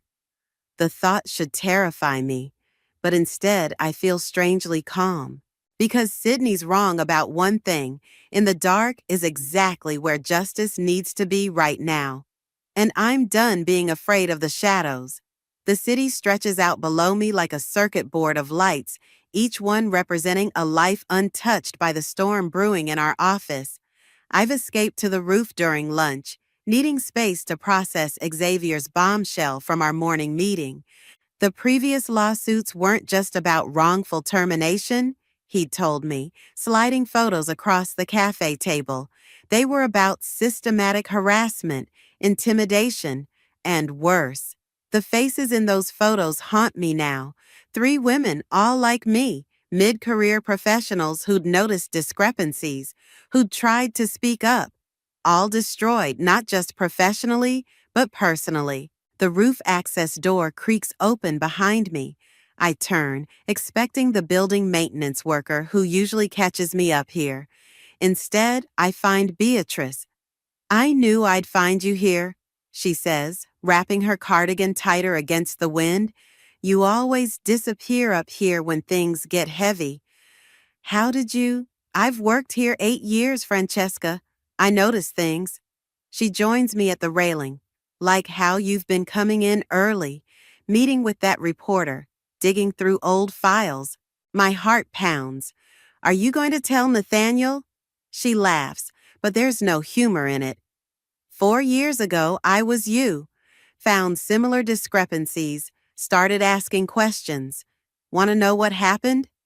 I think of the photos Xavier showed me. You were one of the lawsuits. Almost. She stares out at the city. Nathaniel called me into his office one day, showed me pictures of my daughter at college, her dorm, her classes, her favorite coffee shop. Said it would be a shame if something happened to her scholarship. The chill that runs through me has nothing to do with the wind. He threatened your family? He never directly threatened anything. That's his specialty, making you understand the consequences without ever saying them out loud. She turns to face me. I took the promotion he offered, kept my mouth shut. My daughter graduated last year. And the missing money? The layoffs? You just accepted it? I chose my battles. Her voice hardens. But I never forgot, and I've been keeping records, real ones, not the doctored versions in the system. Everything he's done, everyone he's hurt. My hands grip the railing. Why tell me this now? Because tomorrow's board meeting isn't just about layoffs. Nathaniel's planning to announce a merger, one that will let him cash out completely while the rest of us lose everything. She pulls an envelope from her cardigan. Here's what he doesn't know exists. The real numbers, the secret accounts, everything. I stare at the envelope. Lorelei already gave me files. Fakes. Beatrice's smile is grim. She's always been his cleanup crew. Those files were bait, meant to discredit you when you tried to use them. My stomach lurches. If Sydney hadn't insisted on verification, why help me? Why risk it? Because my daughter's safe now, and because you remind me of myself before I let fear win. She presses the envelope into my hands. But Francesca, if you do this, you have to go all the way. No half measures. He'll destroy you if you give him the chance. Back at my desk, my phone lights up with a text from Sydney. DA contact confirms. Lorelei's files are manipulated. Don't use them. Another message follows. Where are you? Need to talk ASAP. But I'm staring at my computer screen, where an email from Nathaniel just appeared. My office, now. The walk to his office feels like walking into a trap. Through the glass walls, I see him waiting, that familiar smile in place. But something's different. There's an edge to it now, a predatory gleam. Close the door, he says as I enter. We need to discuss your recent activities. I do, feeling the weight of Beatrice's envelope in my bag. What activities?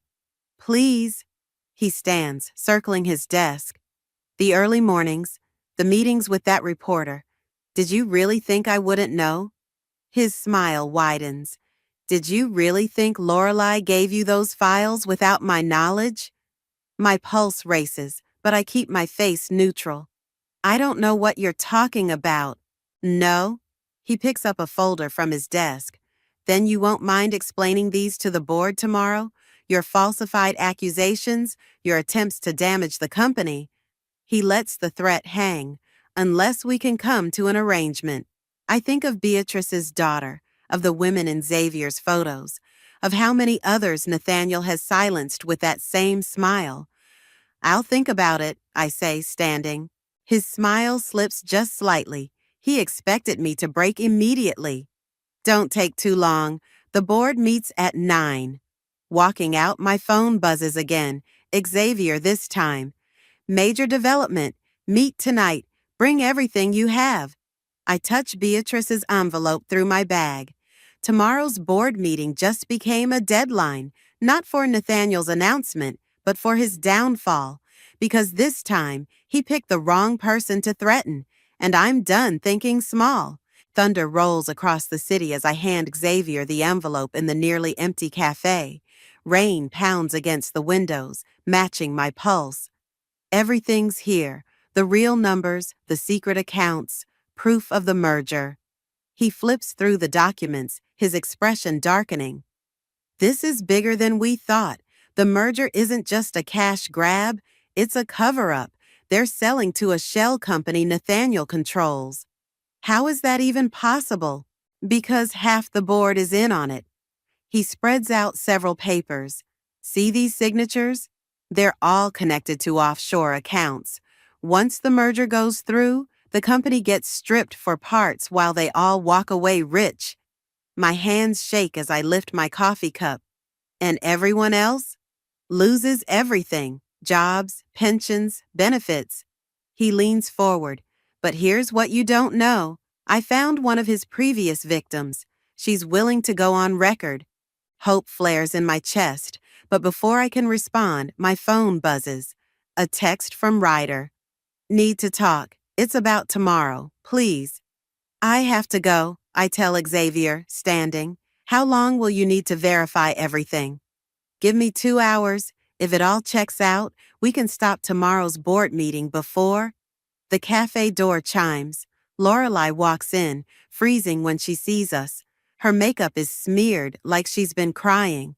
I'm sorry, she says, and for a moment I think she's talking to me. Then I see the men entering behind her. Security guards, but not from our building. Xavier moves fast, sweeping the documents into his bag. Back door, now!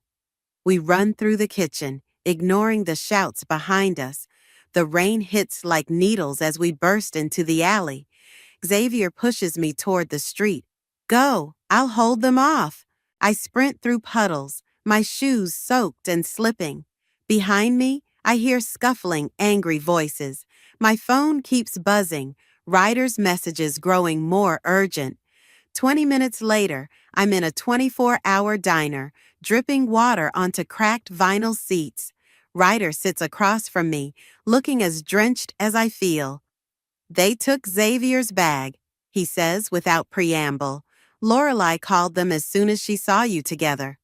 Why are you telling me this? He stares into his untouched coffee. Because I thought I wanted what Nathaniel promised. The promotion, the power, the money.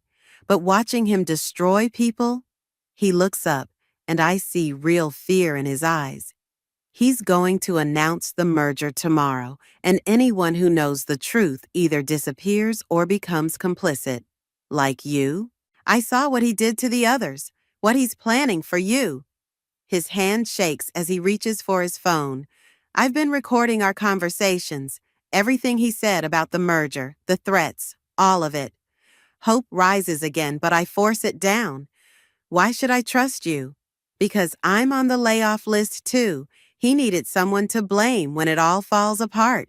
The ambitious young executive who cooked the books. I found the paperwork this afternoon. My phone buzzes again, Sydney this time. Xavier just called. Are you safe? I have to go, I tell Ryder standing. Wait. He grabs my wrist.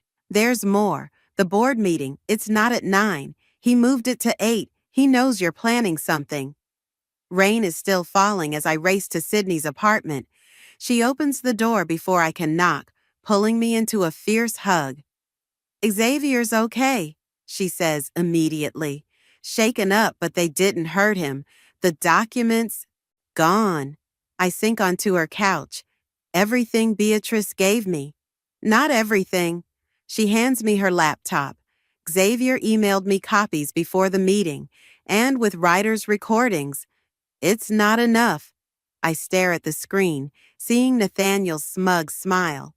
The board meeting's in 6 hours. Even if we got this to the right people, then we don't go to the right people. Sydney's voice is hard. We go to everyone. Xavier has a contact at the local news station. If we can't stop the meeting, we can make sure everyone knows what happens in it. My phone lights up one last time. Nathaniel. My office, 7 a.m., last chance to make the smart choice. Lightning flashes outside, illuminating Sydney's determined face. Whatever you're thinking, I'm with you. I think of Beatrice's daughter, of Lorelei's tears, of Ryder's fear, of all the people Nathaniel has threatened and broken and betrayed. The rain drums against the windows like a countdown. No more smart choices, I say, opening my laptop. It's time to be dangerous, because in 6 hours, either Nathaniel's empire burns or I do. And I'm done playing by his rules. The office feels like a powder keg at 6:55 a.m. Every footstep echoes with possibility. Every shadow holds potential allies or enemies. My heels click against marble as I approach Nathaniel's office, where he waits behind glass walls like a spider in its web. My phone vibrates silently, Sydney confirming everything's in place. Xavier's news contact is standing by. Ryder's recordings are uploaded and ready. One press of a button, and it all goes public. But first, I have to give Nathaniel one last chance to destroy me. Right on time, he says as I enter, gesturing to the chair across from him. I've always appreciated your punctuality. I remain standing. The board meeting's been moved to 8. Ah, his smile doesn't waver. News travels fast. Please sit. We have much to discuss. I do, feeling the weight of my phone in my pocket. In 30 minutes, the first board members will arrive. In 65 minutes, everything changes. He slides a document across his desk. Your resignation letter, citing personal reasons, effective immediately. Sign it, and this all goes away. I'll even provide a glowing reference. Like you did for the others? His eyes sharpen. I've been more than patient with your investigation. That ends today. Sign or face the consequences. What consequences? I lean forward. The fake documents you had Lorelei plant? The security team that attacked Xavier? Or something more personal, like what you did to Beatrice's daughter? The smile finally slips. Careful, Francesca. You're making accusations you can't prove. Actually, I pull out my phone, showing him the screen. A live stream of the local news station where a banner reads, "Breaking news, corporate corruption exposed." I can prove everything. He moves faster than I expect, reaching for my phone, but I'm already standing. It's too late. The story's running. Your offshore accounts, the merger details, the threats, everything. You're bluffing. But he's checking his own phone now, face darkening as messages pour in. The door opens. Lorelei stands there, pale but determined. The board members are arriving early. They've seen the news. Nathaniel's mask cracks completely. What did you do? What you taught me to do. I meet his gaze steadily. I protected myself. Those documents you stole last night, copies, the security team you sent, recorded everything, every threat, every scheme, every person you've hurt. It's all out there now. He laughs, but it's hollow. And you think that matters? The board will bury this. They always do. Not this time. Ryder appears behind Lorelei, holding up his phone, because I sent them something else. Proof of how you plan to scapegoat them in the merger. They're not happy, Nathaniel. Voices approach down the hall. Angry voices. Board members, executives, legal team. Nathaniel's face goes from rage to calculation to something like respect. Well played, he says softly. I didn't think you had it in you. But remember, you've become exactly what you hated. Using threats, manipulation, betrayal. No, my voice is steady despite my pounding heart. I became what you feared, someone who fights back. The door bursts open. A flood of suits and security personnel pour in. In the chaos, I see Beatrice watching from the hallway, silent tears on her face. Beyond her, other employees gather, watching their untouchable boss finally face consequences. Nathaniel Rodriguez? A man in a dark suit steps forward. I'm with the SEC. We need to discuss some irregularities in your financial records. Everything moves quickly after that. Nathaniel's led away, his face a mask of cold fury. Board members huddle in corners, whispering frantically. My phone buzzes continuously, Sydney, Xavier, news outlets seeking comment. I stand at my desk later, packing my things. Not because I'm fired or resigned, but because I choose to leave. The company will survive, restructure, recover. But I need something new, something untainted by all this. Hey, Ryder appears, looking exhausted but relieved. The board's naming an interim CEO. They're promising full audits, transparency, the works. Good. I close my box of belongings. Take care of things here? He nods, understanding. What will you do now? Through the windows, I can see news vans gathering below. My phone shows messages from other whistleblowers, reaching out with their own stories. Xavier's already talking about a bigger investigation. I'm going to keep fighting, I say, picking up my box, just differently now.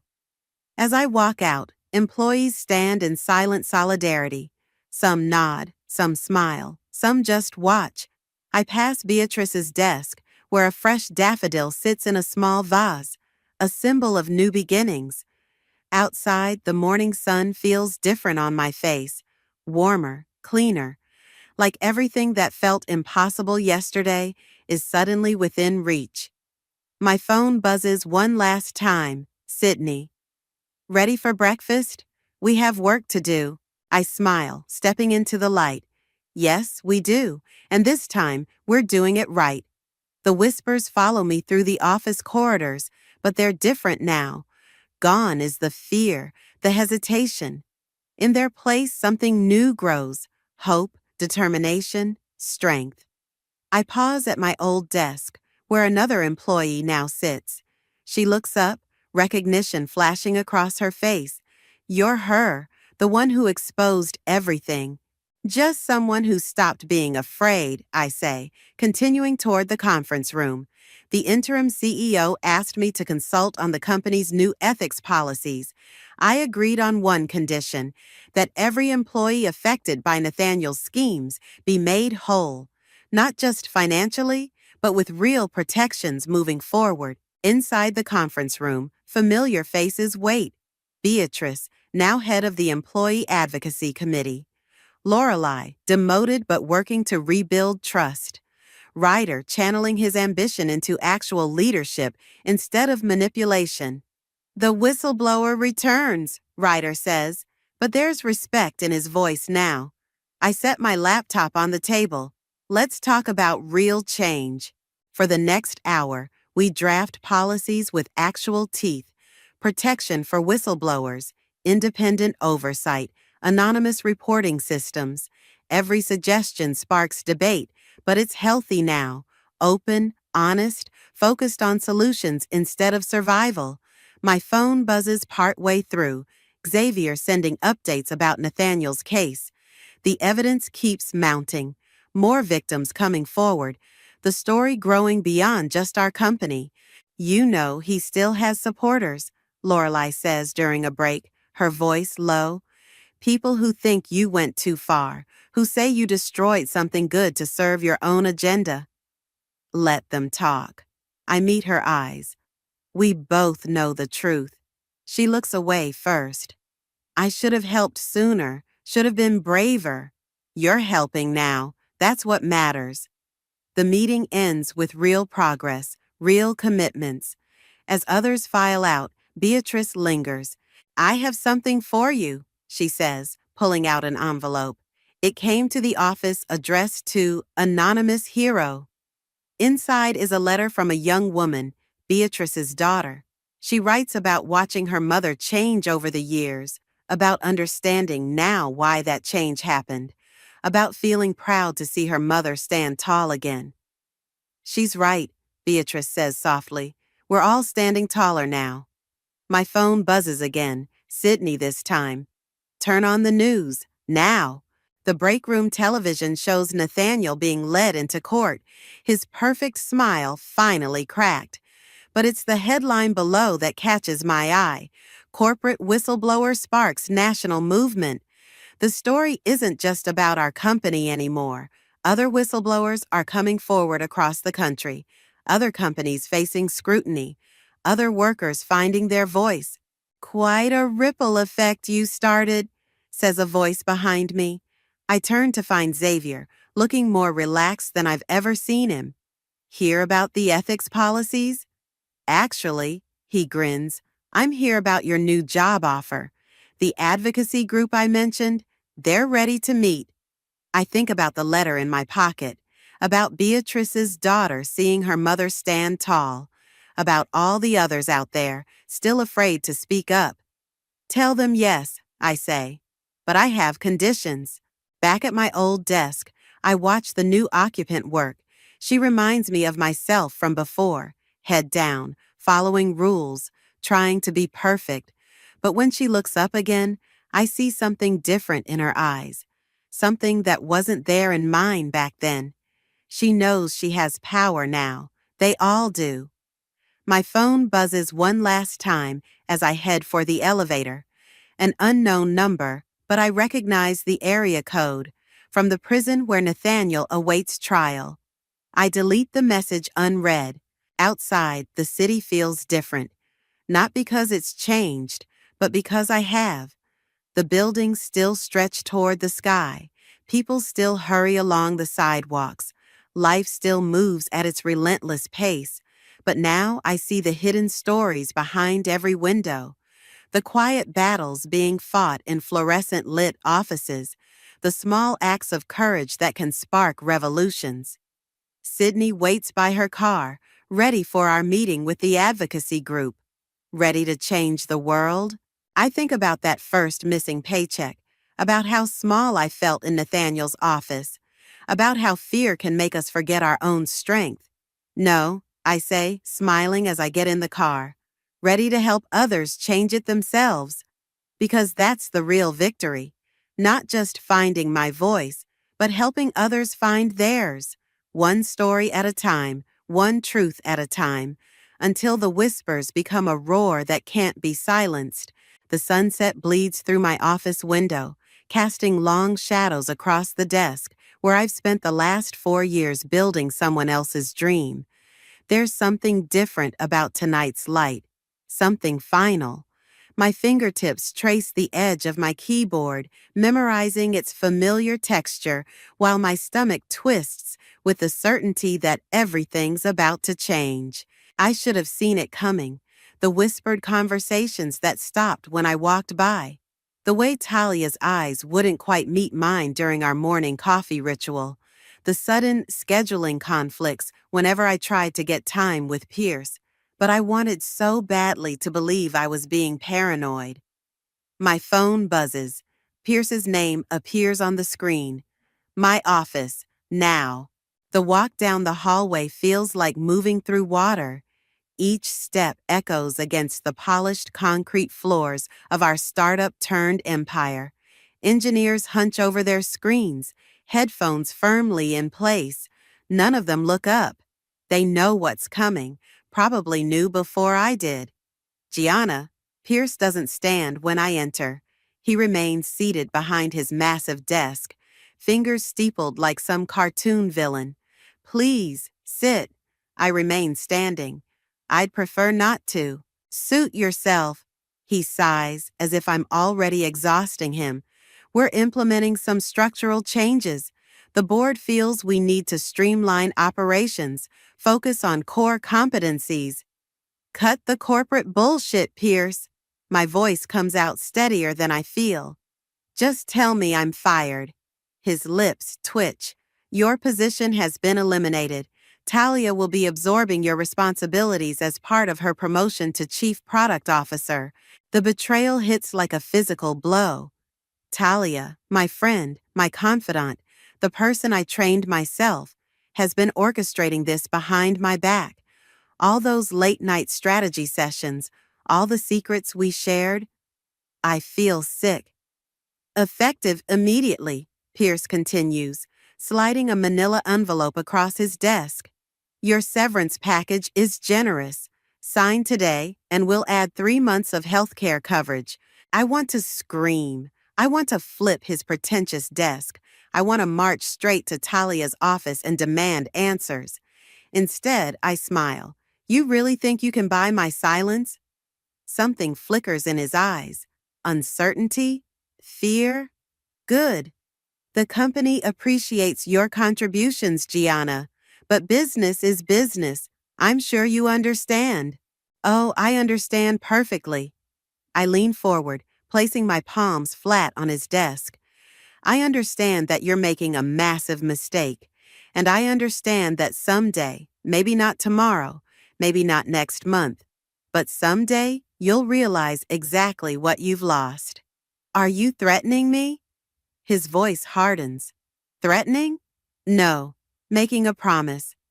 I straighten up, smoothing my blazer. Keep the severance package. I'd rather keep my integrity.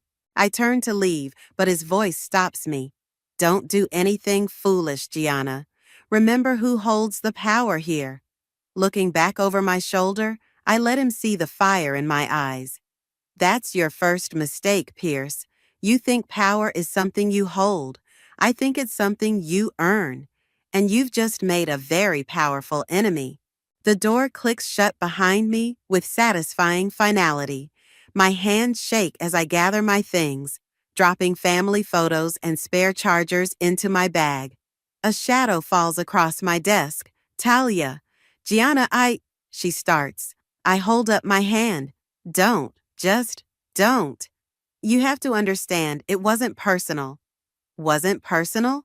I laugh, the sound sharp enough to make her flinch. You were my best friend. I trusted you with everything, and you've been planning this for months, haven't you? Her silence is answer enough. I hope the corner office is worth it. I shoulder my bag, leaving everything else behind. Let them pack it up. Let them wonder what I took with me. Let them worry. The elevator doors slide open, and I step inside. As they close, I catch one last glimpse of the empire I helped build. The gleaming surfaces, the ambitious plans pinned to walls, the faces carefully turned away from my departure. 4 years of my life, reduced to a cardboard box and a broken trust. But they've made a critical error. They think they're writing the end of my story. Really, they've just written the beginning. I pull out my phone and open my contacts. Victoria's name stands out, my old mentor from my first startup days. The one who warned me about Pierce's reputation. The one I should have listened to. My thumb hovers over her number as the elevator descends. By the time it reaches the lobby, I've made my decision. They want to play corporate chess? Fine. But they're about to learn they're not the only ones who know how to move pieces across the board. Game on. 3 days into unemployment, and my apartment feels like it's shrinking. Empty wine bottles line the kitchen counter, a timeline of my descent from shock to rage. My phone keeps lighting up with concerned messages from my sister Elena, but I can't deal with her everything happens for a reason optimism right now. I'm scrolling through LinkedIn, torturing myself by watching Talia's profile update with her new title, when a news alert catches my eye. My hands start shaking as I read the headline, Tech Startup Quantum Dynamics Acquires Revolutionary AI Patent. The patent, my patent, the one Pierce said wasn't worth pursuing. Lying bastard. I whisper, hurling my phone onto the couch. The pieces click together with sickening clarity. All those closed-door meetings, the sudden interest in my research documentation, Talia's convenient promotion. They didn't just want me gone. They needed me gone. My laptop whirs to life as I dig through old emails, searching for proof. There, buried in a folder marked Project Phoenix, is the original patent application draft I'd sent to Pierce 4 months ago.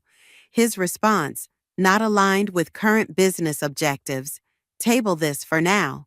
The room spins as fury rises in my throat. I grab my keys and my laptop, needing to escape these walls before they suffocate me. The coffee shop 2 blocks away has been my second office for years. Right now, I need its familiar comfort more than caffeine. Your usual? Marco asks from behind the counter, concern creasing his forehead. Haven't seen you this week. Been busy reevaluating my life choices. I attempt a smile. Make it a double shot today. I'm halfway through my latte when Victoria walks in. Not a coincidence. This has always been our meeting spot. She slides into the chair across from me, elegant as ever in her charcoal blazer. You look like hell, darling. Thanks for coming, I say, closing my laptop. I assume you've seen the news? About quantum? She nods, eyes sharp. Pierce moved faster than I expected. Sloppy. They stole my work, Victoria, right out from under me. My voice cracks. I trusted them. I trusted her. Trust is a luxury in this industry. She reaches across the table, squeezing my hand. But betrayal? That's ammunition if you know how to use it. What are you saying? I'm saying I warned you about Pierce for a reason.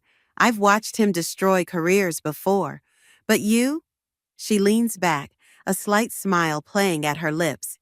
You might be the first person clever enough to destroy his.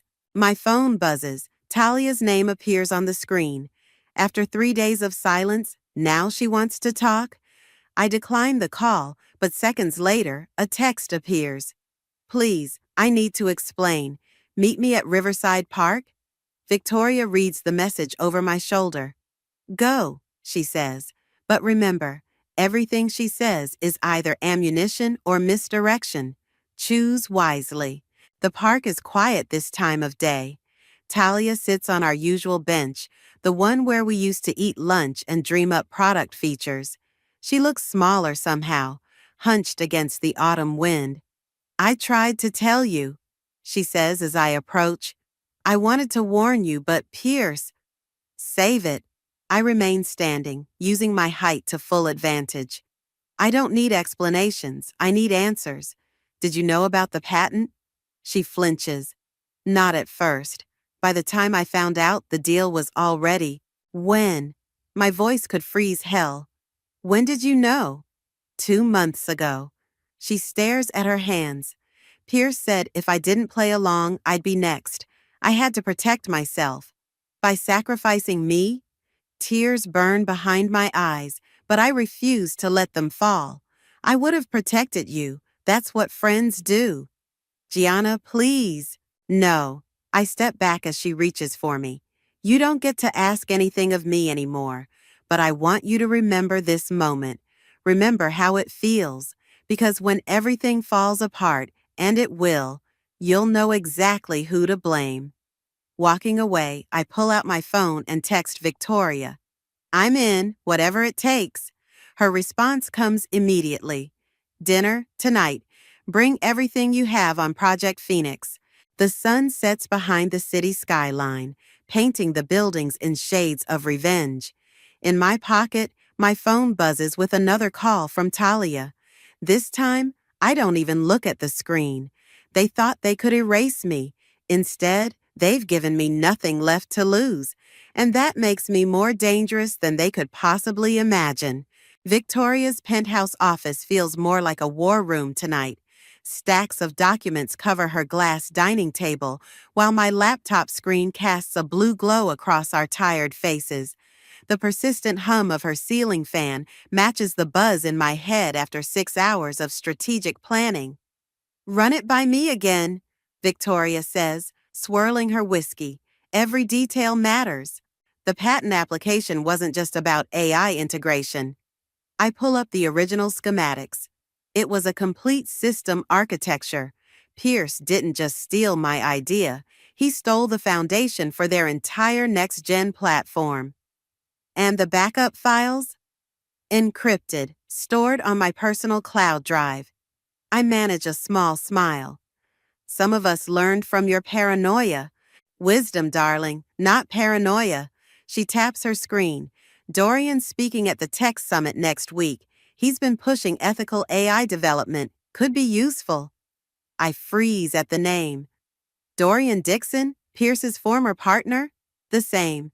They had a spectacular falling out last year. Victoria's eyes gleam. Something about intellectual property rights. My mind races with possibilities. Dorian's reputation for integrity is legendary in the industry. If he knew what Pierce had done, a notification pops up on my screen.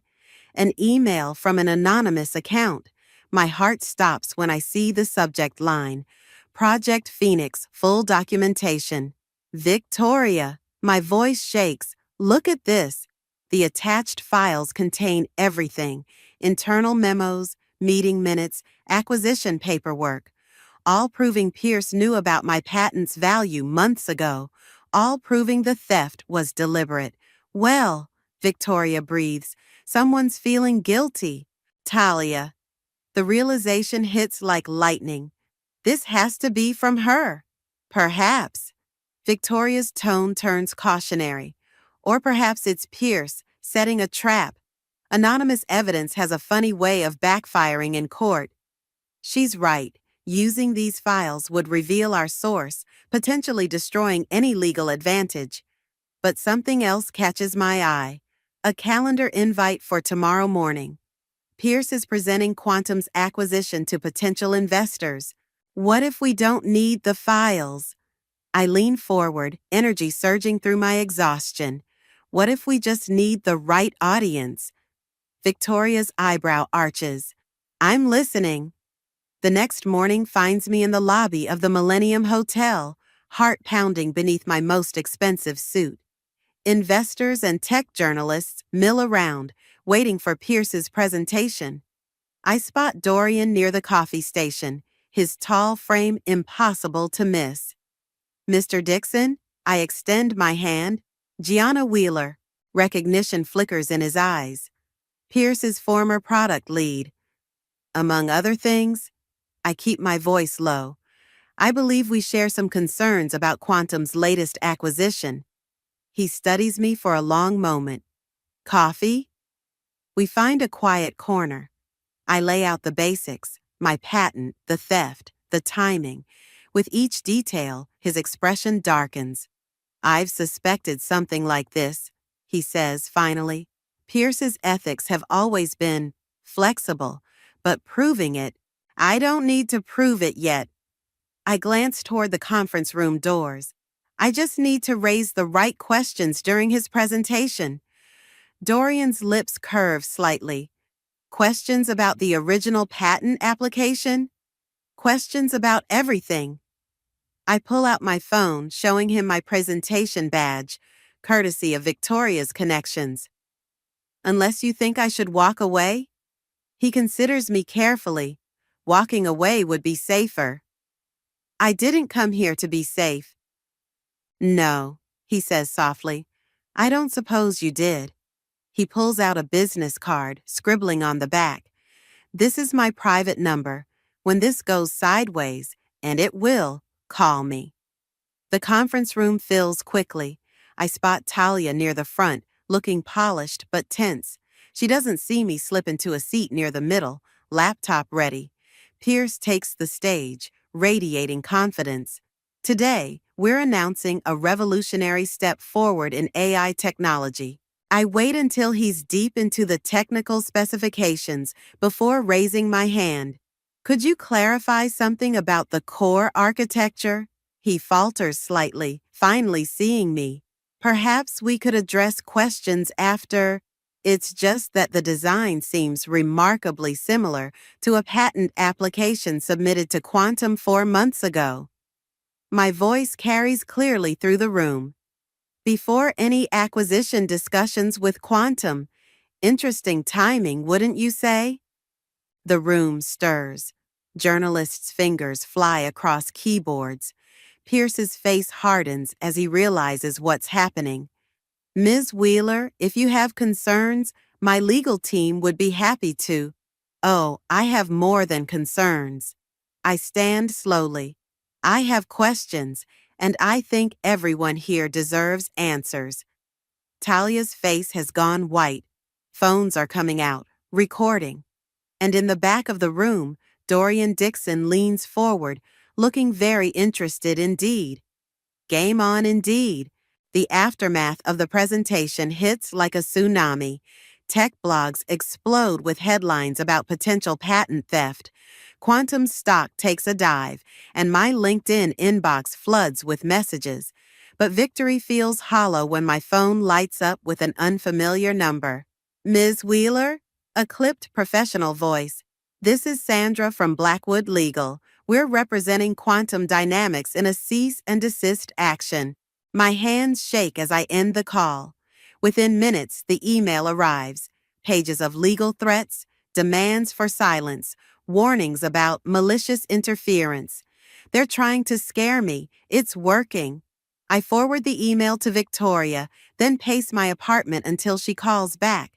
They're bluffing, she says immediately, but they're also desperate, which makes them dangerous. Pierce is claiming I violated my NDA. My voice cracks. Says he'll sue me into oblivion. Of course he is. You embarrassed him publicly. She pauses.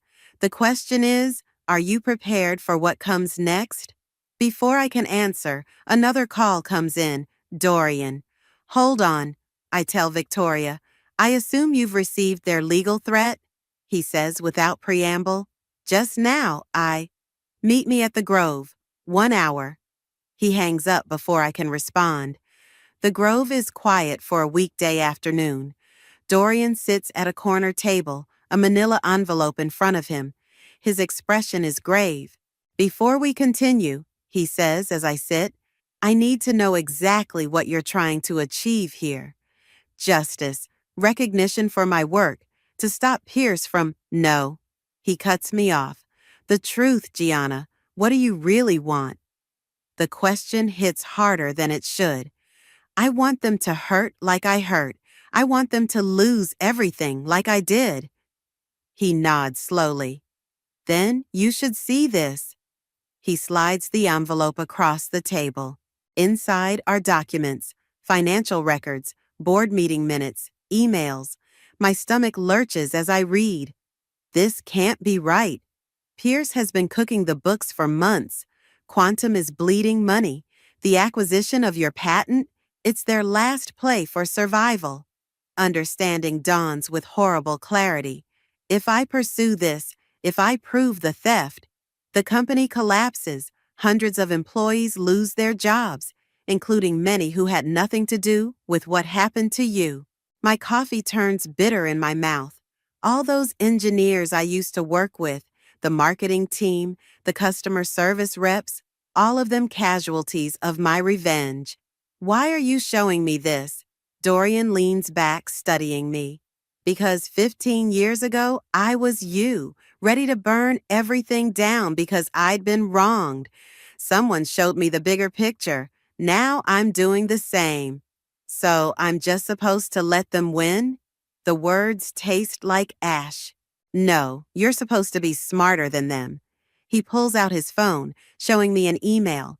I'm launching a new venture, ethical AI development with ironclad IP protection. We need a chief product officer. Hope flickers, but suspicion follows. Why would you trust me? Because you had the perfect chance for pure revenge today, but you chose to ask questions instead of making accusations. That shows judgment, character. He smiles slightly. Also, I've seen your patent work. It's brilliant. My phone buzzes, a text from Talia. We need to talk. It's about Pierce, and it's worse than you know. Dorian sees the message. Interesting timing. You think it's a trap? I think, he says carefully, that you have a choice to make.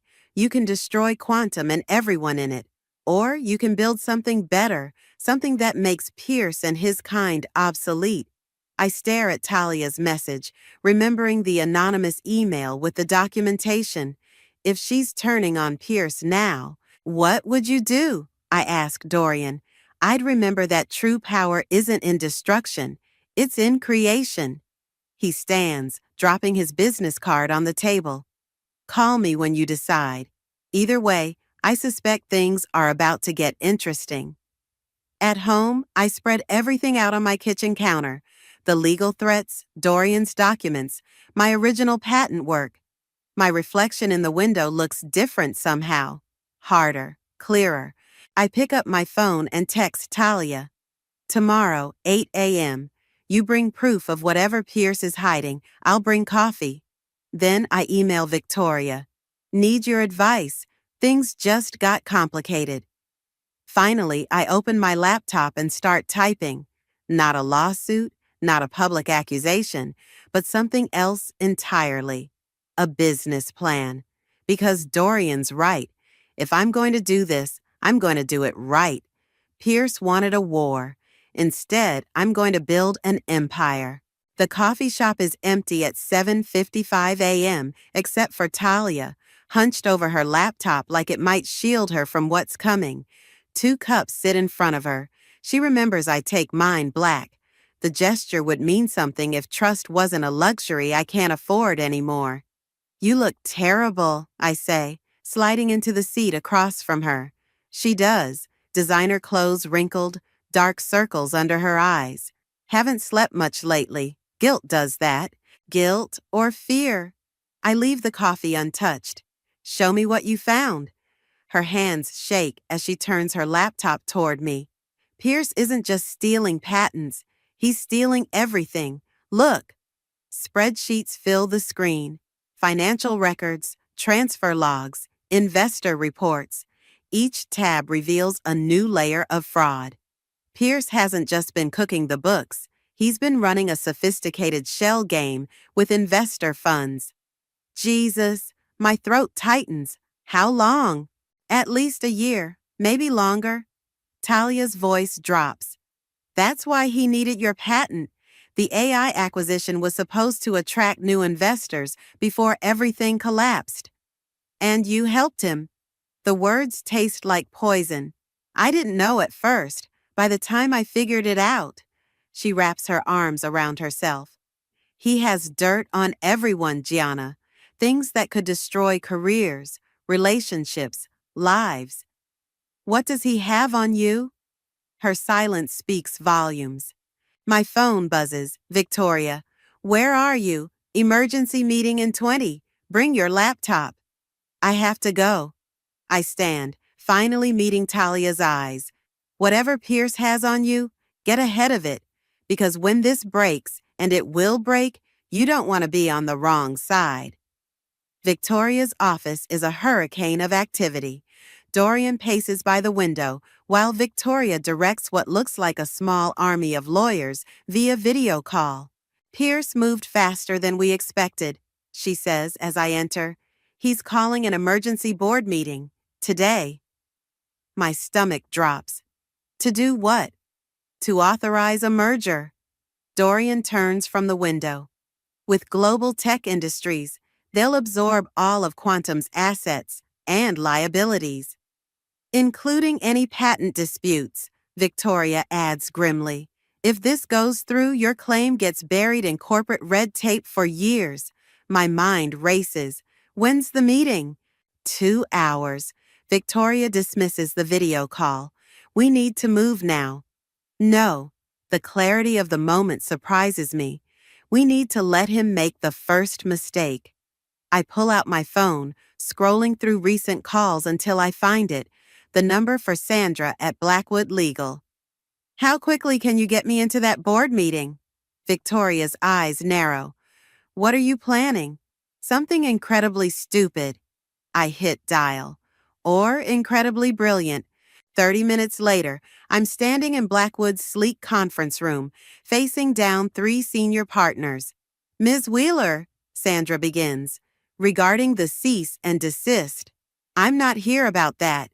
I open my laptop. I'm here about fiduciary duty and securities fraud. The room temperature seems to drop 10 degrees. That's a serious accusation, one partner says carefully. It is, one I'm prepared to take to the SEC. I turn my screen toward them. Unless I get a seat in that board meeting, what follows is the most expensive hour of legal negotiation I've ever witnessed. But by the end, I have what I need. Official observer status at the meeting, backed by an emergency petition citing shareholder interests. My phone buzzes with a text from Dorian. Whatever you're planning, be careful. Pierce fights dirty when cornered. Another message follows. This one from Talia. He knows you're coming to the meeting. Be ready. I text back. I'm counting on it. The elevator ride to Quantum's executive floor feels like ascending to a battlefield. In my briefcase are copies of everything. The fraud evidence, the patent documentation, even Pierce's threatening emails. But my most powerful weapon is something else entirely. The truth about what happens when power corrupts. The boardroom doors loom ahead. Through the glass, I can see Pierce at the head of the table, looking confident as ever. He doesn't know that his perfect escape plan is about to become his perfect trap. My phone buzzes one last time. Victoria. Remember, you're not just fighting for yourself anymore. Make it count. I straighten my jacket, check my reflection in the chrome elevator doors. The woman looking back at me isn't the same one who walked out of this building in defeat weeks ago. Time to show them exactly what I've become. The boardroom falls silent as I take my seat. Pierce's smile doesn't waver, but his knuckles whiten around his pen. 8 board members sit between us, their expressions ranging from curious to hostile. Talia hovers near the door, clutching her tablet like a shield. Before we begin, Pierce says smoothly, I move to exclude Miss Wheeler due to conflict of interest. Actually, I interrupt, sliding a document forward.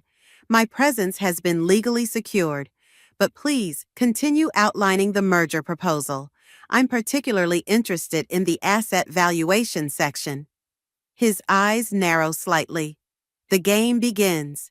For 20 minutes, I listen to him spin a masterful fiction about global tech's interest, the strategic advantages, the shareholder benefits. It's almost beautiful how elegantly he lies. And the intellectual property portfolio? I ask when he pauses. Particularly the recently acquired AI patents? All properly acquired and documented. He slides a folder to the board members. As you can see. Interesting. I open my laptop because I have documentation showing those patents were developed in-house, under my supervision, months before any acquisition talks. The board chairman leans forward. Is this true? Ms. Wheeler is obviously bitter about her termination, Pierce interjects. These baseless accusations are supported by evidence. I project my screen onto the wall, including internal communications about deliberately suppressing the patent application to acquire it at a lower cost. Murmurs ripple through the room. Pierce's smile turns predatory. Even if true, he says, any intellectual property developed during your employment belongs to Quantum.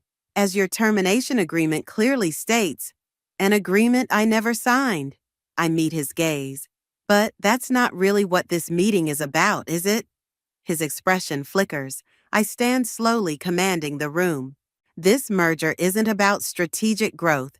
It's about hiding fraud. I start sharing documents, the financial records, the transfer logs. Mr. Pierce has been systematically misappropriating investor funds through a network of shell companies. That's enough. Pierce slams his hand on the table. This is slander. It's public record. A new voice joins in. Talia steps forward, her tablet displaying additional documents. I've been gathering evidence for months. Pierce's face contorts. You treacherous little... The SEC has copies of everything. I cut in. They're very interested in speaking with you. Chaos erupts. Board members demand explanations. Pierce's lawyer frantically whispers in his ear. But I'm watching Talia, who looks simultaneously terrified and relieved. Then Pierce starts laughing. Well played, he says, reaching for his phone. But you forgot something crucial. He turns to the board. Before we continue, I'd like to share some information about Ms. Evans' activities during her early days at Quantum. Talia goes pale. The dirt he has on her, whatever it is, must be devastating. Time slows as I weigh my options. I could let him destroy her, remove a potential competitor. She betrayed me first, after all. But looking at her face, I remember all the late nights we spent building this company, all the dreams we shared. Stop. My voice cuts through the tension. Whatever you're about to say, don't. Pierce's smile widens. Protecting her now? How noble. But nothing. I move to stand between them. You want to destroy someone's life? Try mine. Unlike Talia, I have nothing left to lose. Gianna, don't, Talia starts. It's okay. I don't take my eyes off Pierce. Go ahead. Show them whatever you have. Because when you're done, I'm still going to be standing here with proof of your fraud, and they're still going to know exactly who you are. The silence stretches. Pierce's finger hovers over his phone. Then, surprisingly, he laughs again, but this time it sounds hollow. You've changed, he says quietly. You have no idea. The board chairman clears his throat. I think we've heard enough. This meeting is suspended pending an emergency audit. Mr. Pierce, please surrender your company devices and credentials to security. Everything happens quickly after that. Security arrives. Lawyers make calls. Pierce is escorted out, his face a mask of cold fury. But before he leaves, he pauses beside me. This isn't over, he whispers. No, I agree, but the next move is mine. Later, in Victoria's office, I slump in her expensive leather chair, exhaustion finally hitting. You protected Talia, she observes. Why? Because beating Pierce isn't enough anymore. I stare out at the city lights. I want to be better than him. My phone buzzes. Dorian. Board wants to meet tomorrow about that CPO position. Victoria reads over my shoulder. What are you going to do? I think about Pierce's face as he left, about Talia's gratitude, about the weight of choices and consequences. I'm going to build something, I say finally, something he can't touch. But first, I have to survive whatever he's planning next, because men like Pierce don't lose gracefully. They burn everything down on their way out, and the fire is just getting started. The Tech Innovation Summit buzzes with nervous energy. Everyone's talking about Quantum's implosion, about Pierce's disappearance after the board meeting. I adjust my presentation slides one last time, trying to ignore the whispers that follow me through the conference hall. Ready? Dorian appears at my elbow, looking sharp in his keynote speaker suit. As I'll ever be. I check my phone. Still no response from Victoria. She was supposed to be here an hour ago. She'll make it. He reads my mind with unsettling accuracy. Focus on the announcement. This is your moment. He's right. In 20 minutes, we're announcing our new venture, an ethical AI development company with revolutionary patent protection protocols. My patents, my design, my redemption. A movement catches my eye. Talia slips into the auditorium looking anxious. She gestures urgently for me to join her. Give me 2 minutes, I tell Dorian. Pierce is here, Talia whispers when I reach her. And he's got something planned. Victoria tried to warn you, but he... Where is she? My chest tightens. Hospital, minor car accident. She's okay, but... Talia grabs my arm. He orchestrated it, Gianna. To get her out of the way. The pieces click together. The announcement, he's going to try to stop it. Worse, she pulls out her tablet. Look what just dropped on every major tech news site. My stomach lurches as I read.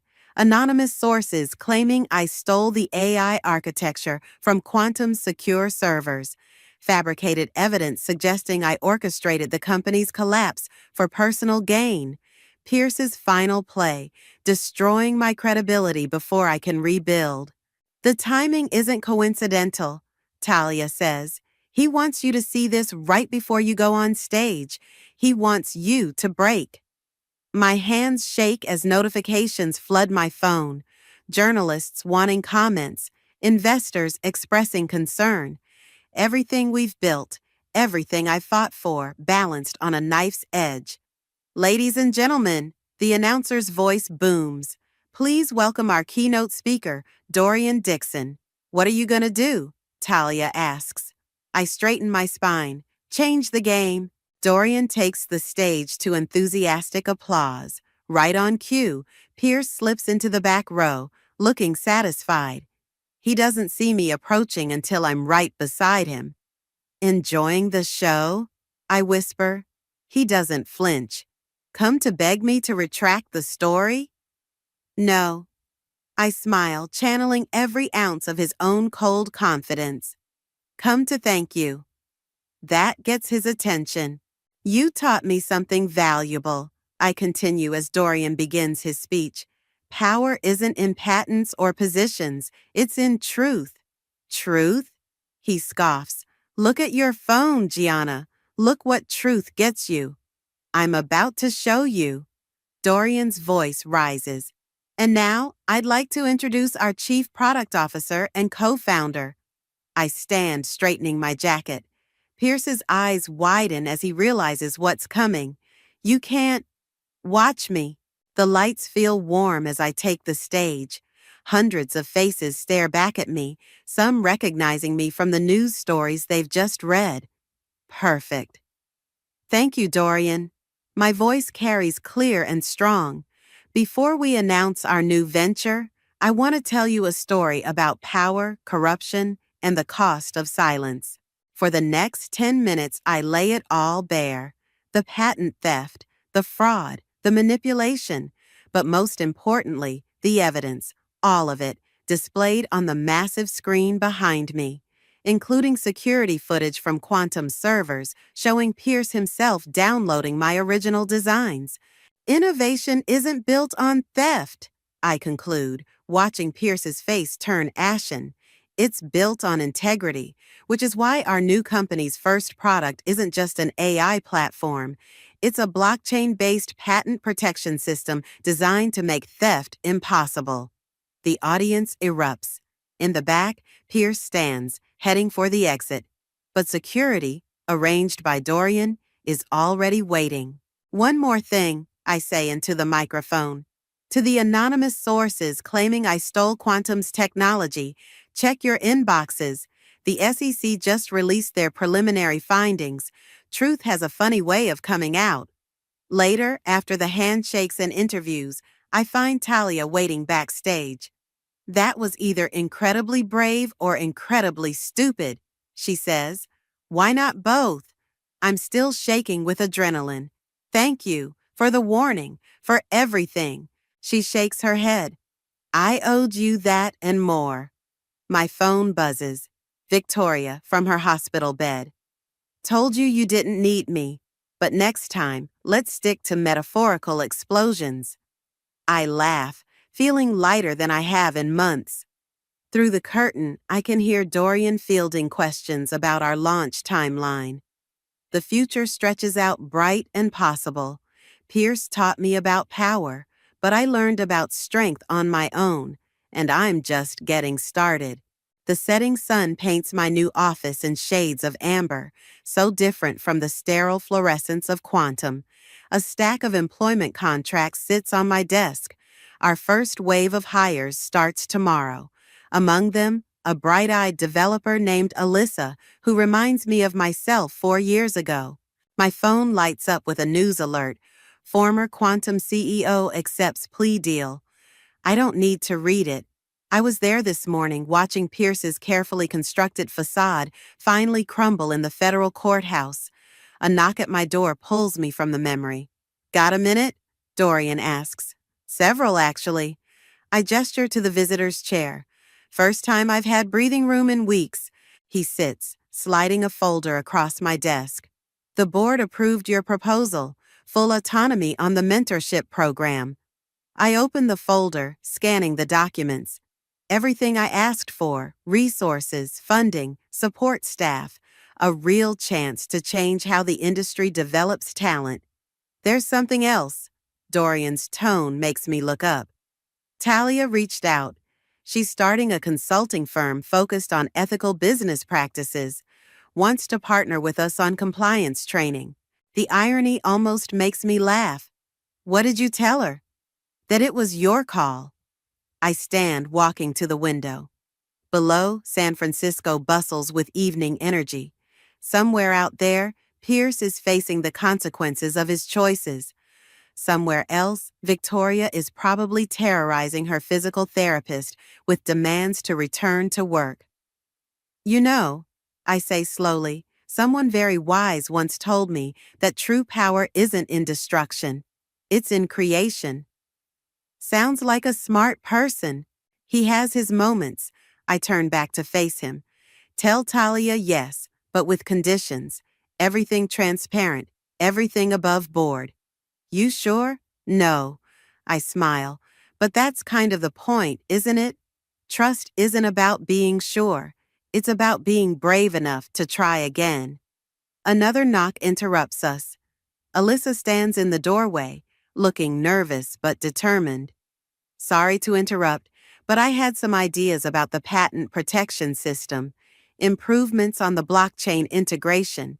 Come in, I say, recognizing the fire in her eyes. Show me what you've got. As she spreads her diagrams across my desk, enthusiasm pouring out, I catch Dorian hiding a smile. I'll leave you to it, he says, heading for the door. Oh, and Gianna? Victoria called. She's breaking out of rehab tomorrow. Her words, not mine. I laugh. Some things never change. For the next hour, I listen to Alyssa's ideas. They're rough but brilliant, exactly the kind of innovation I once brought to Pierce. But instead of stealing her work, I grab a marker and join her at the whiteboard. Okay, I say, let's build on this, together. Later, after Alyssa leaves clutching pages of notes and practically vibrating with excitement, I find myself alone in the quiet office. My reflection in the window looks serene, powerful, but not in the cold way Pierce wielded power. This feels different, warmer, real. My phone buzzes one last time. A text from an unknown number. You won. Congratulations. I delete it without responding. He still doesn't understand. This was never about winning. It was about choosing who I wanted to become. The night air feels crisp as I lock up the office. Tomorrow brings new challenges. Victoria's inevitable takeover of our PR strategy, Talia's complicated redemption attempt, Alyssa's boundless energy. But for the first time since that sunset in my old office, I'm not afraid of what's coming. I pass the security guard, returning his warm smile. Good night, Ms. Wheeler. Good night, Marcus. I pause at the door. Actually, it's Gianna. Just Gianna. Outside, the city lights twinkle like possibilities. I think about Pierce, about power, about the thin line between vengeance and justice. He taught me how to fight, but I learned how to build on my own. My car chirps as I unlock it, but I don't get in right away. Instead, I look up at my office window, at the company I'm creating, at the future stretching out before me. Pierce wanted to write my ending. Instead, he just wrote my beginning. And this time, I'm holding the pen. I knew something was wrong the moment I stepped into the ballroom. The air felt too thick, like trying to breathe underwater, and the champagne flute in my hand suddenly weighed 1,000 pounds. That's when I saw her. My wedding dress. My goddamn wedding dress on another woman's body. I froze mid-step, my heel clicking against marble with a sound that seemed to echo only in my head. Around me, the engagement party continued. Laughter, clinking glasses, the soft hum of expensive people having expensive conversations. But I couldn't hear any of it clearly. Just white noise and the thundering of my pulse. Elena, you actually came! Adam's voice cut through my shock. My ex-husband materialized beside me, his familiar cologne hitting me a second before his words did. Didn't think you'd have the guts. I stared at him. This man I'd spent 6 years loving, trying to reconcile the Adam I knew with this stranger, wearing a smirk that never used to be there. Why is she wearing my dress? The question came out steadier than I felt. He laughed, taking a sip of his whiskey. Oh, that. Angela found it at this vintage boutique. Isn't that wild? She fell in love with it. Complete coincidence. Bullshit. Complete bullshit. That dress had been custom made, hand-beaded, one of a kind. You know that's not possible. I kept my voice low, even as I felt heat crawling up my neck. Maybe you're not as unique as you think, Elena. His eyes flicked over me, assessing. Anyway, Angela wears it better. You've put on what, 15 pounds since the divorce? The comment landed like a slap. I'd lost weight, actually. 10 pounds of stress and heartache that melted away while I cried myself to sleep for months. I watched his new fiancée, young, blonde, laughing, twirling in my dress. My dress. The one thing I'd kept from our marriage besides scars. I'd sold it to a high-end consignment shop 3 months ago in what my therapist called a powerful act of closure. Some closure. Adam, you need to tell me the truth. Did you... Elena, I'm so glad you could make it. Olive, Adam's mother, appeared with her knife-edge smile. She'd never liked me. Too ambitious, too opinionated. Not the proper corporate wife her precious son deserved. Olive, I managed a tight smile.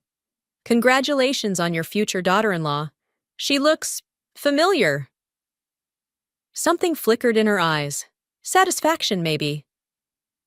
Angela is exactly what Adam needs. You two were never quite right together, were you? Before I could respond, Adam's arm snaked around my waist, steering me away. His fingers dug into my hip, a warning. Let's get you a fresh drink, he muttered. You're making a scene. I wasn't, but I wanted to. At the bar, away from his mother, I turned to face him. Did you buy my dress from Eloise's Vintage? Did you specifically seek out my wedding dress for your child bride to wear to your engagement party that you invited me to?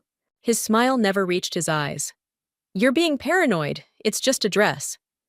It's my dress. Was your dress. Past tense. Like our marriage. He signaled the bartender. Another whiskey, and whatever will calm her down. He nodded toward me. I don't need anything, I told the bartender. Then to Adam. Why invite me at all? To torture me? Closure, Elena. I thought you'd appreciate the gesture. Aren't you the one who's always talking about healthy boundaries and moving on? He mimicked my voice on the last words. Besides, everyone's here. Wouldn't look right if my ex-wife was the only person missing. Everyone. I glanced around and spotted familiar faces from our shared life. Colleagues from his investment firm. Country club friends. Even my former sister-in-law, who'd sworn she'd always be my friend. All of them watching Angela float around in my dress, probably whispering about poor, discarded Elena. You're enjoying this, I realized aloud. Adam's smile widened. Don't be dramatic. I'm just celebrating my engagement. A burst of applause drew our attention. Angela stood in the center of the room, radiant in my dress, raising her glass. I just want to thank everyone for coming tonight, she gushed, and especially Elena for being so supportive. Not every ex-wife would be this gracious. All eyes turned to me, expectant, judging. I raised my glass mechanically, feeling like I was outside my body, watching this humiliation unfold. To new beginnings, I said, the words ash in my mouth. The crowd echoed the toast. Adam squeezed my shoulder, a gesture that might look friendly to others, but felt like a victory lap. See?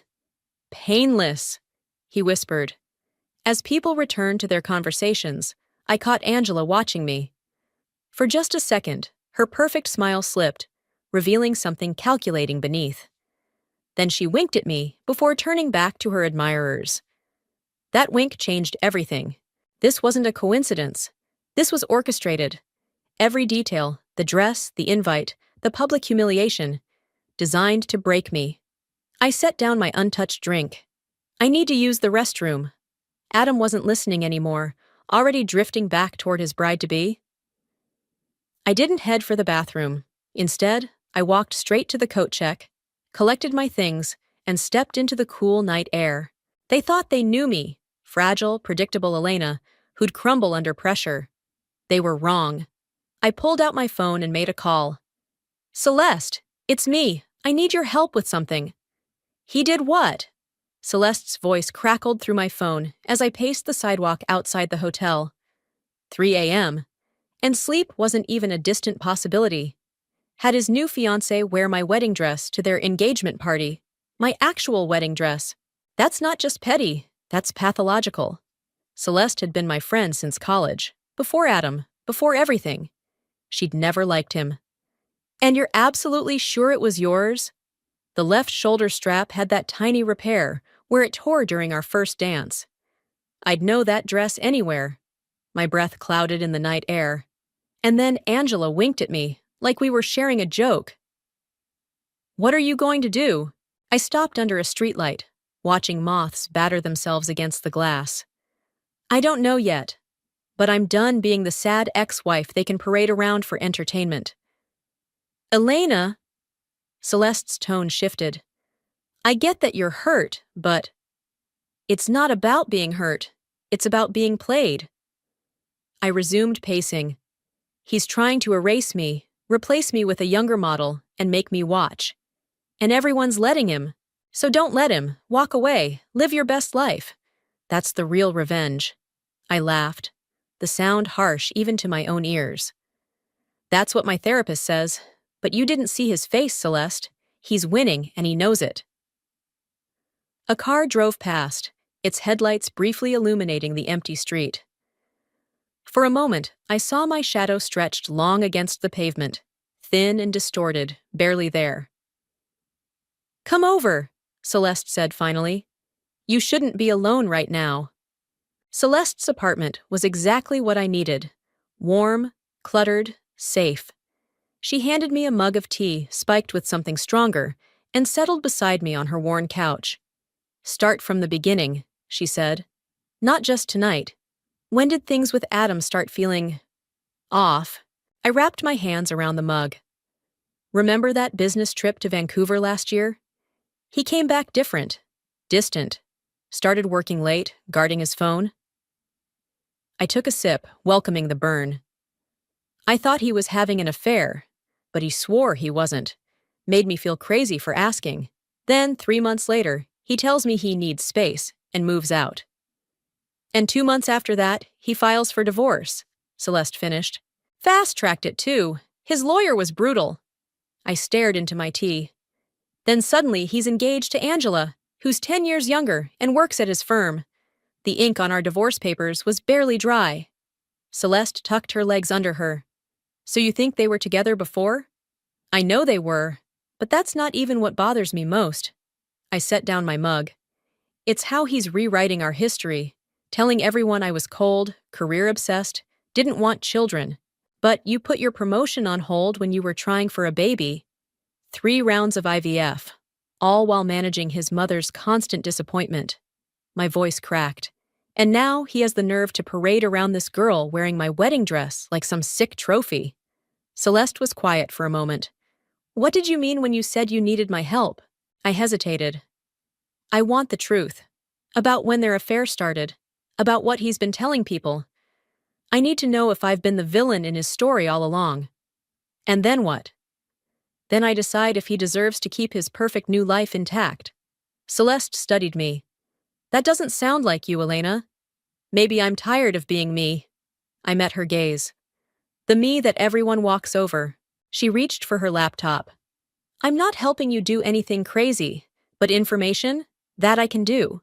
She typed for a moment. "Angela Kent, right? Let's see what social media tells us."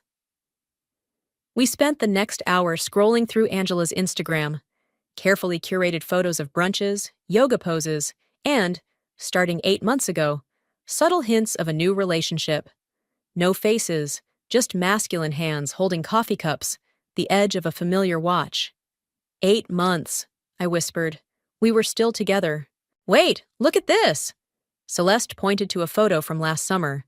Angela on a boat, Vancouver's skyline behind her. The caption, "Business trips don't have to be all business," with a winking emoji. Vancouver! My stomach clenched. That's when it started. Celeste clicked through to the comments.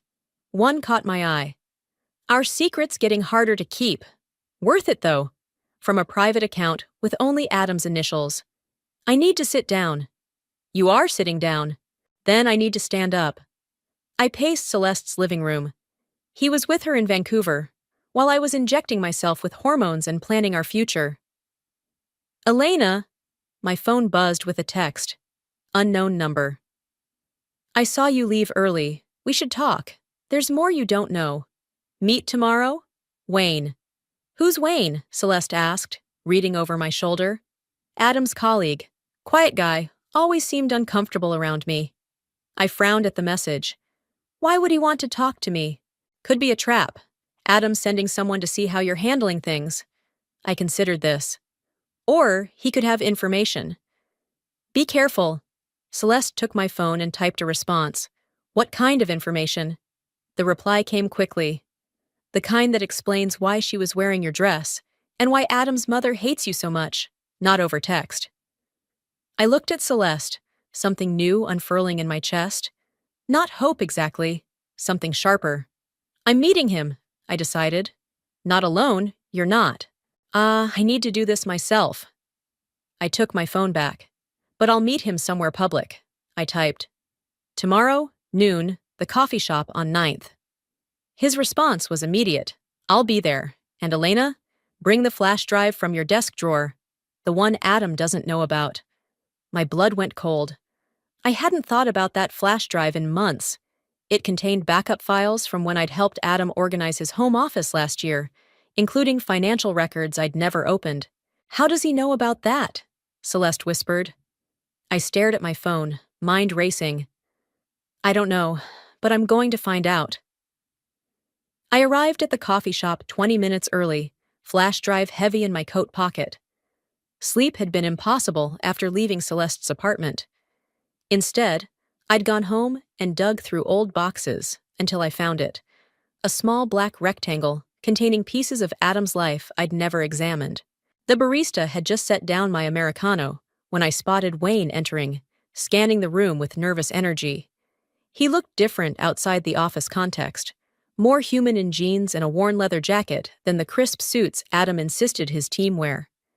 He noticed me and approached, hands shoved deep in his pockets. You came, he said, sliding into the seat across from me. You made it sound important. Wayne ordered coffee, then leaned forward.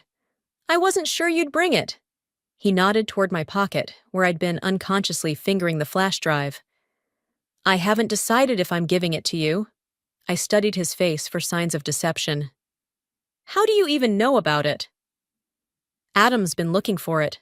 Tore apart his office last week, then called Angela in a panic. Wayne's coffee arrived, but he ignored it. He thinks you might have taken it deliberately. Yeah, I didn't. I trailed off, remembering. We were organizing his home office before a tax audit. I backed up his financial documents as a precaution. Did you ever look at those files? I shook my head. It was just routine. Why would I? Wayne took a sip of his coffee, grimacing at the heat. Because Adam's been running 2 sets of books for years, one for the IRS, one for his clients. The words didn't make sense at first. Adam was arrogant, controlling, unfaithful. But a criminal? That's a serious accusation, I said carefully. It's why I left the firm 3 months ago. I found discrepancies, confronted him, and he offered me money to stay quiet. Wayne's voice was low, steady. I refused. He threatened to ruin my reputation if I went to the authorities. Why are you telling me this? Because that flash drive might contain proof, and because you deserve to know what kind of man you were married to. I pulled out the drive, turning it over in my hands. This doesn't explain the wedding dress. Wayne's expression darkened. That was Angela's idea. She found out you'd sold it and specifically tracked it down. She's not just Adam's girlfriend. She's his partner in everything. Including fraud? Especially that. She's the one who handles most of the offshore accounts. My head was spinning. Wait, back up. Adam's mother was at that party, watching Angela wear my dress. She had to know what they were doing. Olive doesn't just know, she introduced them. Wayne leaned closer. Vancouver last year? That was a setup. Olive had been pushing Angela at Adam for months. She never thought you were good enough for her son. The revelation hit like a physical blow. All those dinners with Olive, trying desperately to win her approval while she was actively working to replace me. How do you know all this? I asked, voice barely steady. Adam drinks, talks too much when he does. Wayne hesitated, and Angela and I dated briefly before she set her sights on Adam. I stared at him. So this is about revenge for you? Initially, maybe. He didn't flinch from my gaze.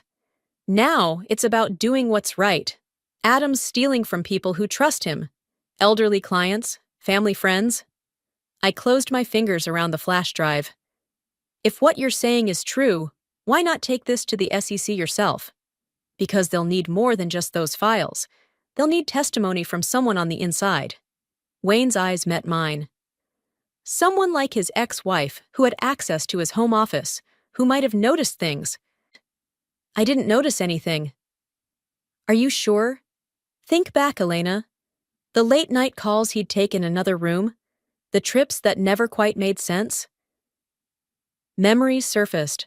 Adam insisting I never touch his work papers, the locked drawer in his desk, the unexplained cash deposits I'd glimpsed in our joint account before he moved all our finances to separate banks. I struggled for words. This is a lot. I know, and I'm sorry to dump it on you. Wayne looked genuinely apologetic. But when I saw you at that party, saw what they were doing to you. You were there? I interrupted. I didn't see you. I wasn't invited.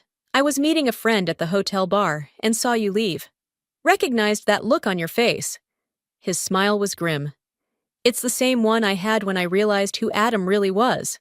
I took a long sip of my coffee, trying to process everything. What exactly are you suggesting I do? Help me build a case. Check what's on that drive. If there's evidence, we take it to the authorities together. And if I don't want to get involved? Wayne shrugged. That's your choice. But ask yourself, do you really want to let them win? Let them humiliate you and walk away clean? Before I could answer, my phone buzzed with a text. I glanced down and felt my stomach drop. Where are you? We need to talk. I'm outside your apartment. Adam. I showed Wayne the message. He knows, Wayne said quietly. Someone must have seen us. Or he's tracking my phone. A chill ran through me. He always knew my passwords. You need to be careful. Adam won't hesitate to destroy anyone who threatens him. Wayne stood. Don't go home, not yet. I can't just disappear. No, but you can buy time. He pulled out his phone. Text him back. Tell him you're shopping or at the gym, somewhere he can't easily check. My fingers hovered over the keyboard. This was the moment. Step into this conspiracy or walk away. I typed, at yoga. Need space after last night. Talk tomorrow? Adam's response was immediate. Fine. Dinner tomorrow, 7 p.m. We need to discuss some items of yours I found. I looked up at Wayne. He's bluffing, trying to see if I have the drive. Probably. Wayne held out his hand. So what's it going to be, Elena? Are you in? I pocketed the flash drive and stood up. I'm not giving you this, not yet, but I'll look at it myself. Fair enough. He nodded. But don't do it at home or on any device Adam might have access to. I'm not stupid. No, Wayne said, something like admiration in his eyes. I don't think you are. That's why they're scared of you. As I walked out, that thought settled into my bones. They were scared of me, not the other way around. And for the first time since seeing Angela in my wedding dress, I felt something close to power. I sat in Celeste's spare bedroom, staring at her laptop screen as files populated the window. My hands trembled slightly as I clicked through Adam's financial records, the reality of what I was seeing slowly sinking in. This can't be right, I muttered. Celeste leaned over my shoulder. What am I looking at? 2 different account statements for the same time period. I pointed to the screen. This one shows a $50,000 loss for the Gardner Retirement Fund. This one shows a $120,000 gain. Maybe it's for different clients? I shook my head. Same account number. He's showing losses to some people and gains to others. I clicked through more files. There are dozens like this. And look, offshore transfers to accounts in the Caymans. Holy shit! Celeste straightened. Your ex-husband is running a Ponzi scheme. The words hung in the air, making it all real. Adam wasn't just a cheater, he was a criminal. I lived with him for 6 years, I said quietly. How did I not see this? Because he didn't want you to.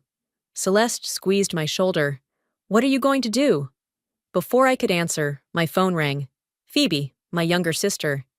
Hey, I need to take this. I stepped into the hallway. Phoebe, what's up? Where are you? Her voice was tight with tension. Adam's looking for you. He came by my place. My stomach dropped. What? Why? Said he needed to talk to you about some financial documents that went missing during your divorce. Said it was urgent. She paused. Elena, he seemed really on edge. What's going on?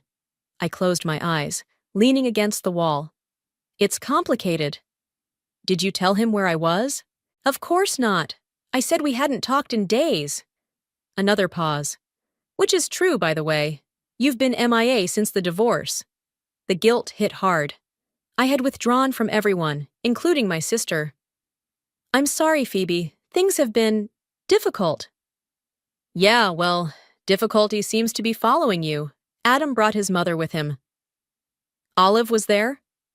Alarm shot through me. She spent the whole time making these little comments about how worried they are about your mental state since the divorce. How you've been acting erratically. Phoebe's voice hardened. They're setting something up, Elena. Creating a narrative? My mind raced. If Adam suspected I had evidence of his fraud, he'd do anything to discredit me. Phoebe, listen to me. Don't tell anyone you've spoken to me, okay? Not even Mom. You're scaring me. I'm fine. I just need some time to handle something. I took a deep breath. Do you trust me? You know I do. Then trust that I'm okay, and I'll explain everything soon. After hanging up, I returned to find Celeste staring at the laptop with a troubled expression. There's something else, she said, turning the screen toward me. Look at these emails. I scanned the correspondence between Adam and his mother. Plans for the Vancouver trip. Discussions about Angela.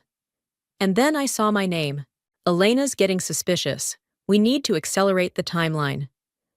Are the papers ready? Remember, we need to protect the assets before she finds anything. Don't worry about Elena. She trusts you completely. She'll sign whatever you put in front of her. The emails were dated 3 weeks before Adam asked for a divorce. They planned everything, I whispered. The separation, the divorce, all of it. Elena, Celeste hesitated. These divorce papers, did you read them carefully before signing? I thought back to those awful days, signing whatever my lawyer put in front of me, just wanting it to be over.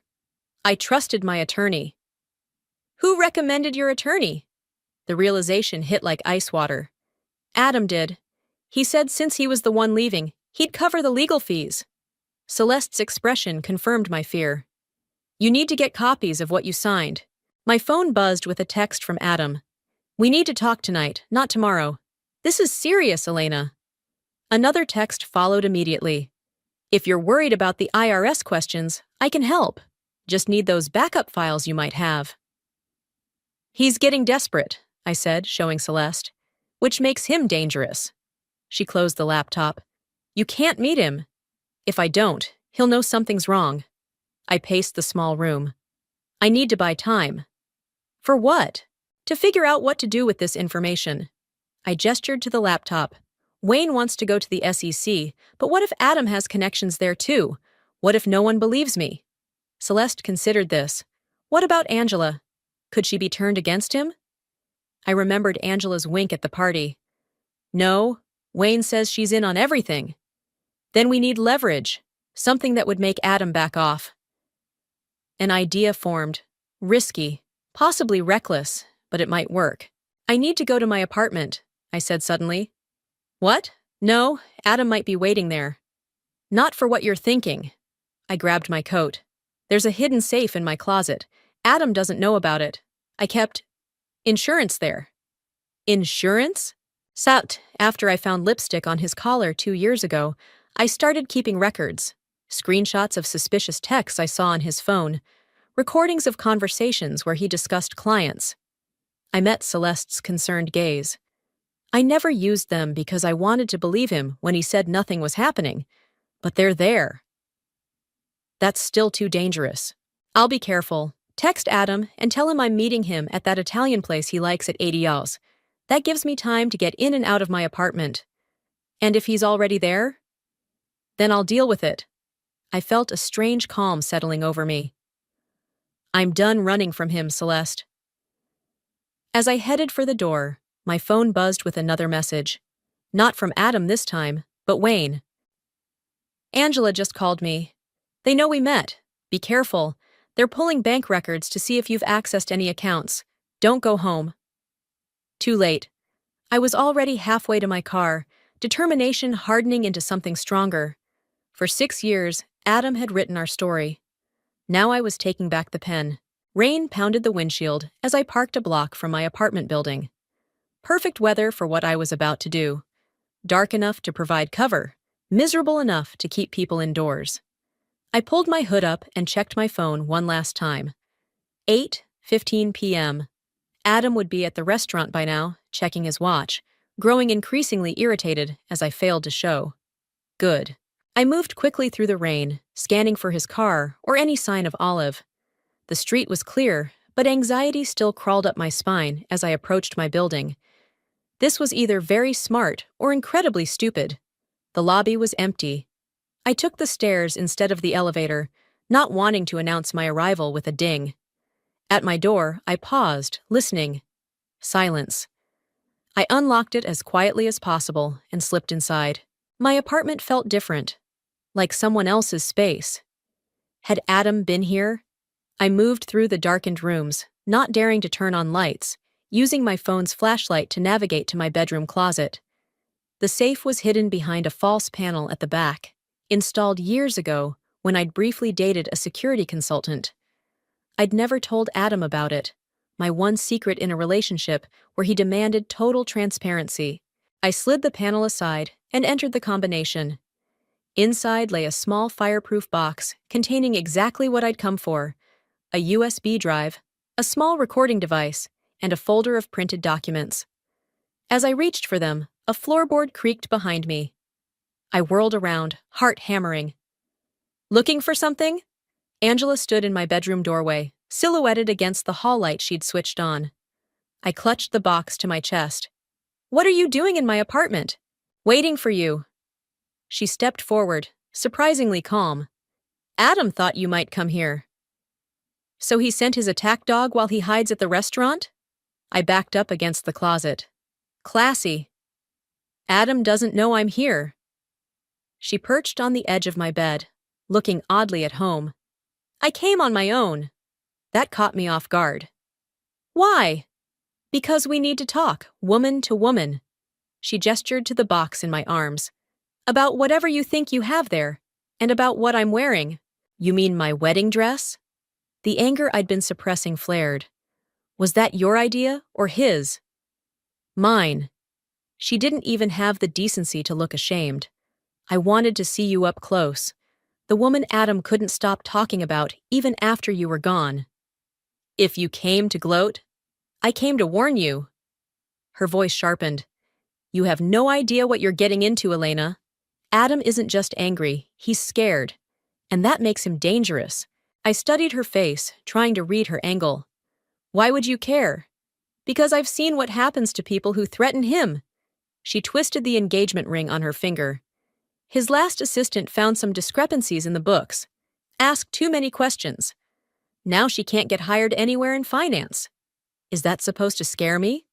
It should. Adam has powerful friends. He's already talking to people about your fragile mental state since the divorce. The same narrative Olive had been feeding Phoebe. I felt cold despite the stuffiness of the room. Wayne told you about the fraud, didn't he? Angela continued. About the 2 sets of books? I kept my expression neutral. Why would Wayne tell me anything? Don't play dumb. We know you met with him. She leaned forward. What you don't know is that Wayne isn't the white knight he pretends to be. He was happy to look the other way until Adam passed him over for promotion. You're lying. Am I? Ask him about the Dennison account. Ask him where that money really went. My grip tightened on the box. If you're trying to confuse me, I'm trying to give you an out. Angela stood up. Walk away, Elena. Give Adam whatever files you have, sign a non-disclosure agreement, and he'll make it worth your while. You think I can be bought? Everyone has a price. She shrugged. Yours is $500,000. Enough to start over somewhere new. The offer hung in the air between us. $500,000 to forget what I'd seen. To let them continue stealing from people who trusted them. Why the wedding dress? I asked suddenly. If this is about buying me off, why humiliate me first? Something flickered across her face. Discomfort, maybe even guilt. That was a miscalculation. Adam said it would help break your confidence. She looked away. I didn't realize how it would feel, wearing another woman's memories. But you did it anyway. Yes. Her eyes met mine again, harder now. Because that's what it takes to survive in Adam's world. Compromise, sacrifice, doing things that make you hate yourself a little. The rain drummed against the windows, filling the silence between us. Is that what you want? I asked quietly. To survive in Adam's world? For a moment, her mask slipped. I saw uncertainty, maybe even fear. Then it was gone. What I want doesn't matter anymore. She moved toward the door. You have 24 hours to decide. After that, Adam will do whatever it takes to protect himself. And what about you? Will you do whatever it takes to protect him? She paused in the doorway. I'll do whatever it takes to protect myself. Her eyes flicked to the box in my hands. Just like you're doing. After she left, I stood frozen, listening to her footsteps fade down the hallway. The apartment door opened and closed. I sank onto my bed, mind racing. Angela's warning seemed genuine, but so did her threat, and her comment about Wayne troubled me. What if he wasn't the ally I thought? My phone buzzed with a text from Adam. Where are you? We had a deal. Then another. Just talked to Angela. Smart move coming home. Let's meet tomorrow. My office, 10 a.m. So Angela had already reported back to him. Whatever moment of honesty we'd shared was over. I opened the box and examined its contents. The recordings, the documents, evidence of Adam's indiscretions, but nothing concrete about the fraud. Not enough to protect me if he came after me with everything he had. I needed more, and I knew exactly where to get it. I texted Wayne. We need to talk about the Dennison account. His response was immediate. Who told you about that? Your move, Wayne, I wrote back. Either you're with me or you're with them. Wayne chose a diner on the outskirts of town for our meeting, the kind of place with sticky laminate menus and waitresses who called everyone Hun. I arrived first, sliding into a back booth with a clear view of both entrances. My evidence box sat beside me, a physical reminder of what was at stake. I'd barely slept after my encounter with Angela, her warnings mixing with memories of Adam until I couldn't separate truth from manipulation. Wayne arrived looking worse than I felt. Unshaven, dark circles under his eyes, constantly glancing over his shoulder. You're being followed, he said without preamble, sliding into the booth. What? How do you know? Because I've been followed for 3 days. He ordered coffee when the waitress approached, then leaned forward. Black sedan, 2 men. They're parked across the street. I resisted the urge to look. Adam's doing. Probably. After you texted about Dennison, I knew they'd made contact. His eyes dropped to the box. Is that what I think it is? Depends what you think it is. I kept my hand firmly on the lid. Before we go any further, I need the truth about Dennison. Wayne's jaw tightened. Who told you about that account? Angela paid me a visit last night. Said you weren't as innocent as you pretend to be. He laughed without humor. Of course she did. They're trying to turn us against each other. So there's nothing to tell? The waitress delivered his coffee. Wayne waited until she was out of earshot. Dennison was one of Adam's first fraudulent accounts, 5 years ago. He stirred his coffee without drinking it. I helped set it up. That's what Angela wanted you to know. The admission hung between us. I'd expected denials, not confession. So you were part of this. Yes, before I understood what Adam was really doing. Wayne's knuckles whitened around his mug. He said it was a tax strategy for a difficult client. By the time I realized we were stealing from people's retirement funds, I was already implicated. Why should I trust you now? Because I'm the only one with nothing left to lose. He finally met my eyes. Adam took everything, my career, my reputation. All I have left is the chance to make this right. I studied him, searching for deception. Found only exhaustion and something that looked like regret. What's in the box, Elena? I hesitated, then opened it. Evidence of Adam's affairs. Recordings of him discussing clients inappropriately.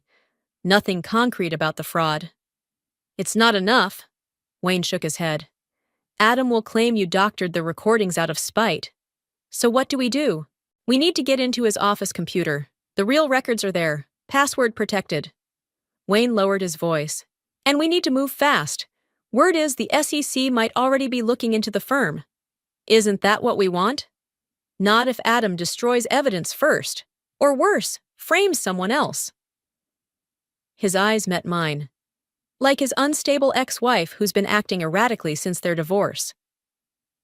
The same narrative Olive had been spreading. I felt sick. I'm meeting Adam at his office today at 10, I said. He thinks I'm returning the flash drive. That's too dangerous. It's also our only chance to access his computer. I leaned forward. I'll distract him. You tell me exactly what to look for and where. Wayne started to protest, then stopped, considering. It could work, but you'll need this. He slid a small device across the table. It's a keystroke logger. If you can get it plugged into his computer, it will capture his passwords. I pocketed it, heart racing. What about the men following you? I'll lose them. I've done it before. He glanced at his watch. You should go, take a different route back, just in case. As I gathered my things, Wayne caught my wrist. Elena, there's something else you should know. About Angela. What about her? She wasn't just Adam's mistress. She was Olive's goddaughter. His expression was grim. This whole thing, your marriage, the divorce, it might have been planned from the beginning. The diner seemed to tilt around me. That's not possible. We were married for 6 years. Long cons take time, especially when there's serious money involved. Wayne released my wrist.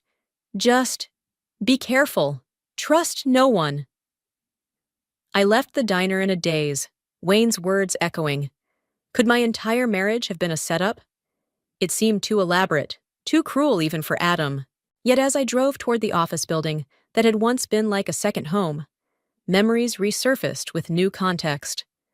How Adam had pursued me relentlessly after we met at a charity event, Olive's charity event. How he'd insisted I quit my job at a competing firm to avoid conflicts of interest. How he'd managed our finances from day one. By the time I pulled into the parking garage, a cold clarity had settled over me. Whether Wayne was right about everything or not, one thing was certain. I'd been played. My phone buzzed with a text from Celeste. Are you sure about this? We could still go to the police. I typed back. With what? They'll believe Adam over me. I need proof. Be careful. Call me the second you're out. I tucked my phone away and checked my reflection in the rearview mirror. I looked calm, collected. Nothing like the turmoil inside me. The security guard nodded as I entered the building, recognizing me from my years as Adam's wife. Mrs. Warren, haven't seen you in ages. It's Ms. Warren now, Rick. I forced a smile. Just stopping by to drop something off. Mr. Warren's expecting you. Go right up. The elevator ride to the 12th floor gave me time to steady my breathing, to rehearse my approach. I needed to appear conciliatory, maybe even a little afraid. When the doors opened, Angela was waiting. Elena.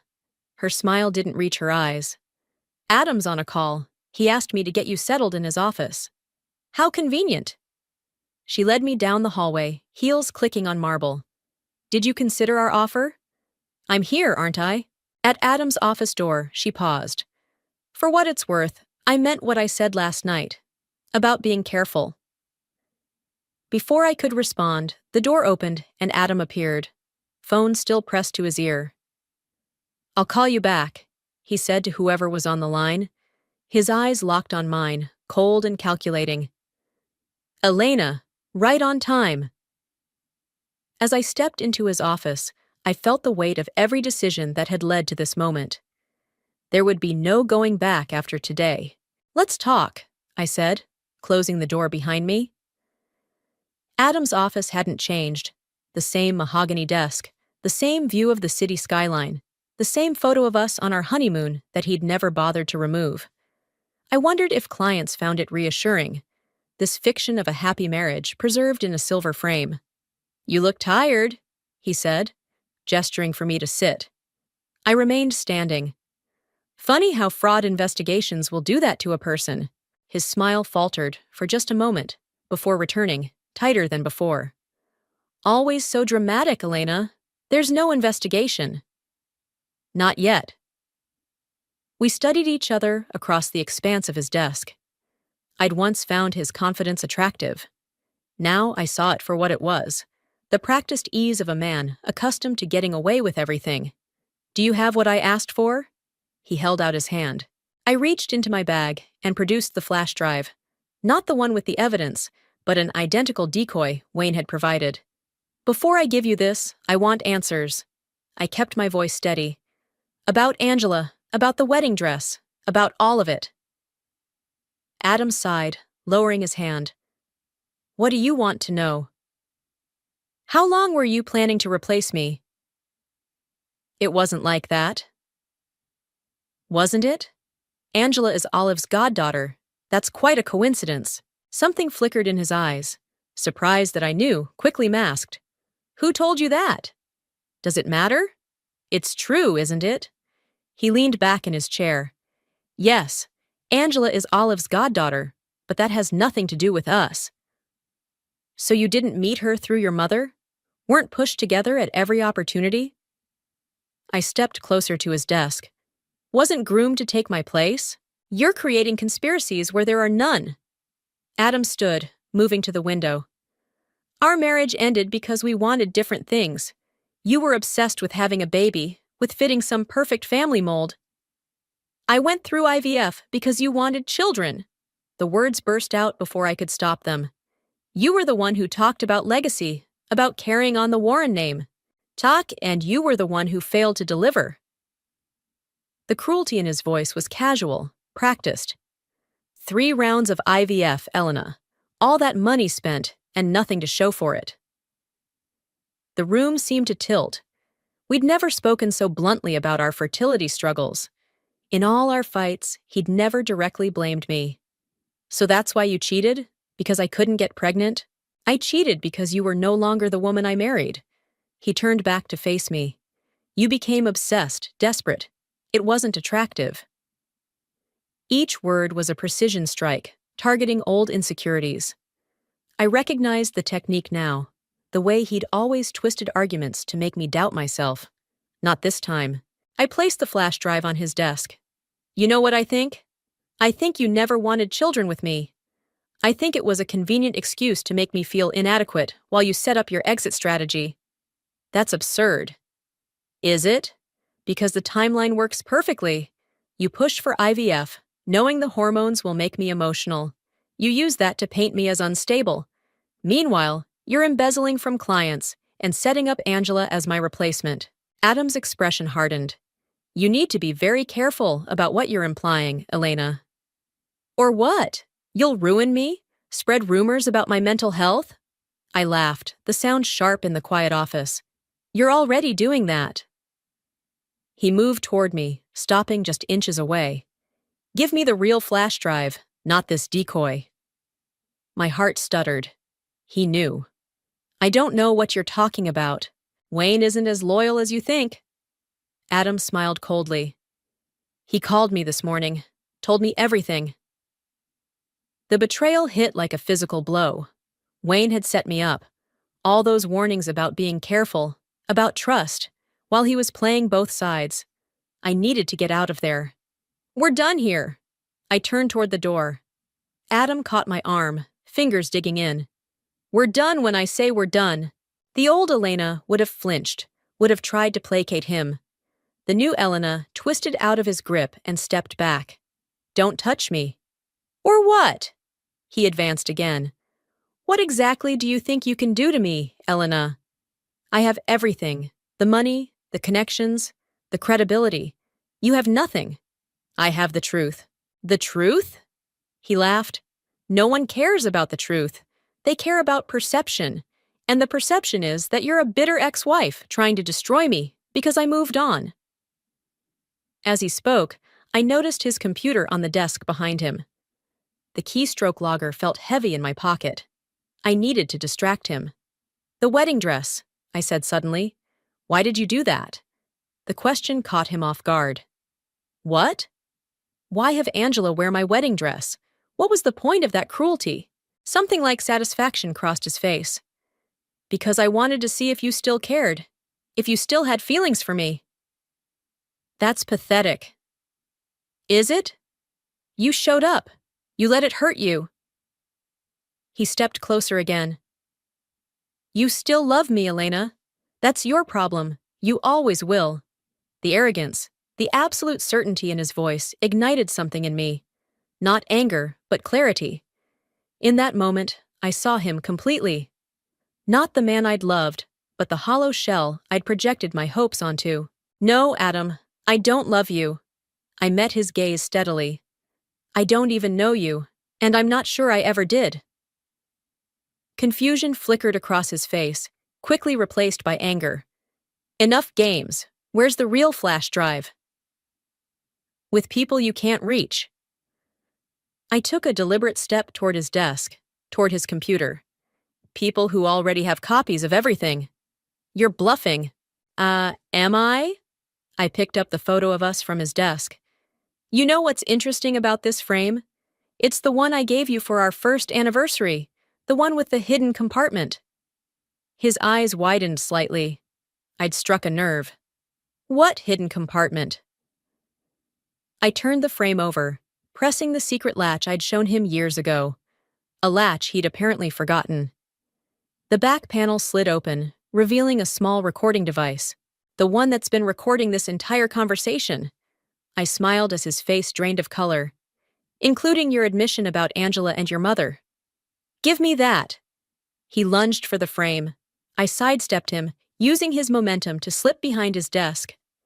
In one fluid motion, I plugged the keystroke logger into his computer. "It's over, Adam."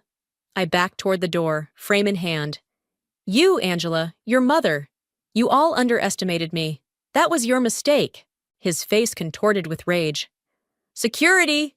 he shouted toward the door. "Security!" I yanked open the door to find Angela standing there, face pale. "Move," I told her. To my surprise, she stepped aside. As I walked past her, she whispered, "The Cayman accounts. Password is Olive Garden 1956. I froze for a split second, processing her betrayal. Of Adam, not me. Behind us, Adam was still shouting. Security would arrive any moment. "Why?" I asked her. Her eyes met mine, resolute. "Because you're right. It is over." I ran. The conference room at the SEC offices felt sterile and impersonal, all glass and chrome, designed to intimidate. I sat straight-backed in an uncomfortable chair, surrounded by serious-faced agents reviewing the evidence I'd provided. "And you obtained this password how, exactly?" Agent Reeves asked, not looking up from her notes. An anonymous tip." I kept my promise to Angela. Whatever her reasons for helping me, I wouldn't expose her. "Convenient." Agent Reeves didn't sound convinced. "The evidence speaks for itself." I gestured to the screens where Adam's financial records were displayed. The Cayman accounts, the double books, the client statements, it's all there. Along with your recording of Mr. Warren essentially admitting to setting you up. Agent Reeves finally met my eyes. That was resourceful. I didn't tell her about the keystroke logger. Some details were better left unshared. "What happens now?" I asked. "We continue our investigation. Mr. Warren and several associates have been brought in for questioning." She closed her folder. "You're free to go, Ms. Warren. We'll be in touch if we need anything else." Outside, The October air felt crisp and clean after the stifling conference room. I checked my phone. 3 missed calls from Celeste, 1 from Phoebe, and a text from Wayne. Need to talk. Meet me? After his betrayal, Wayne was the last person I wanted to see, but curiosity won out. I texted back, "Where?" His response came immediately, "The bench." You know the one. I did know. It was where we'd first discussed Adam's fraud. A public place, safely neutral. Wayne was already waiting when I arrived, looking more haggard than ever. He stood when he saw me, uncertainty in every line of his body. "I wasn't sure you'd come." I almost didn't. I remained standing, keeping distance between us. "Adam said you called him, warned him about me." I did. Wayne didn't try to deny it. But not for the reason you think. Enlighten me. I needed him to believe I was still on his side. It was the only way to get access to his private server. Wayne pulled out his phone, showing me an email. "I sent this to the SEC yesterday morning, before you went to Adam's office." I scanned the email, detailed instructions for accessing Adam's hidden accounts, including server locations and passwords. "You set him up," I realized. "Used me as a distraction while you gathered the final evidence." Used is a strong word. Wayne pocketed his phone. "I knew you were smart enough to handle Adam, and I knew he'd be focused on you, not on what I was doing. You could have told me. Would you have agreed to it? To being the decoy?" I considered this. "Probably not." "Exactly." He gestured to the bench. "Can we sit, please?" I hesitated, then sat at the far end. Wayne took the hint and kept his distance. "There's something else you should know," he said. "About Angela. She gave me the password to the Cayman accounts." Surprise flickered across his face. "She did?" "Right after I left Adam's office. She turned on him." I studied Wayne's reaction. "You didn't know?" "No." He looked genuinely shocked. "I thought she was loyal to the end." "Apparently not." I remembered the resolve in Angela's eyes. I think she was tired of being controlled. By Adam? By all of them. Adam, Olive. I trailed off, pieces clicking into place. "Did you know Olive was involved in the fraud too?" Wayne nodded. "She was the one who brought in the wealthy clients, old money families who trusted the Warren name. The full scope of their operation was still unfolding, a family business built on lies and theft, and I had been an unwitting part of it." "What will you do now?" Wayne asked. The question caught me off guard. I'd been so focused on exposing Adam that I hadn't thought beyond this moment. "I don't know," I admitted. "Start over, I guess." "For what it's worth, I'm sorry." Wayne's voice was quiet. "For not being honest with you." I should have been angry. Instead, I felt a strange sense of peace. We all did what we had to do. I stood, ready to leave this bench and everything it represented behind. Goodbye, Wayne. Phoebe's apartment was warm and chaotic, exactly what I needed after the sterile SEC offices. She opened the door and immediately pulled me into a fierce hug. "I saw the news," she said into my hair. "Adam's firm is under federal investigation. That was you, wasn't it?" "Part of it." I followed her inside, where Celeste was already waiting, an open bottle of wine on the coffee table. "The avenging angel returns," Celeste said, pouring me a glass. "How does it feel?" I took the wine, considering. "Unfinished." "What do you mean?" Phoebe settled beside me. "Adam's going down, you won. It's not about winning." I took a sip, letting the warmth spread through me. "There's one more thing I need to do." The storage facility was on the outskirts of town. Anonymous, secure, forgettable. I entered the code and rolled up the door to Unit 247. Inside sat a single garment bag. I unzipped it slowly, revealing my wedding dress. The real one. I'd never sold it to any consignment shop. That had been a story I told my therapist, my friends, myself. The truth was, I hadn't been ready to let go. Until now. I lifted the dress, feeling its weight one last time. The beadwork caught the fluorescent light, memories shimmering across the fabric, Some beautiful, some painful, all part of me. From my bag, I took out a small card and a pen. I wrote a simple message, then attached it to the dress. Outside, I placed the garment bag carefully in a donation box for a women's shelter that provided professional clothing for job interviews and special occasions. Someone else would make new memories in this dress, better ones.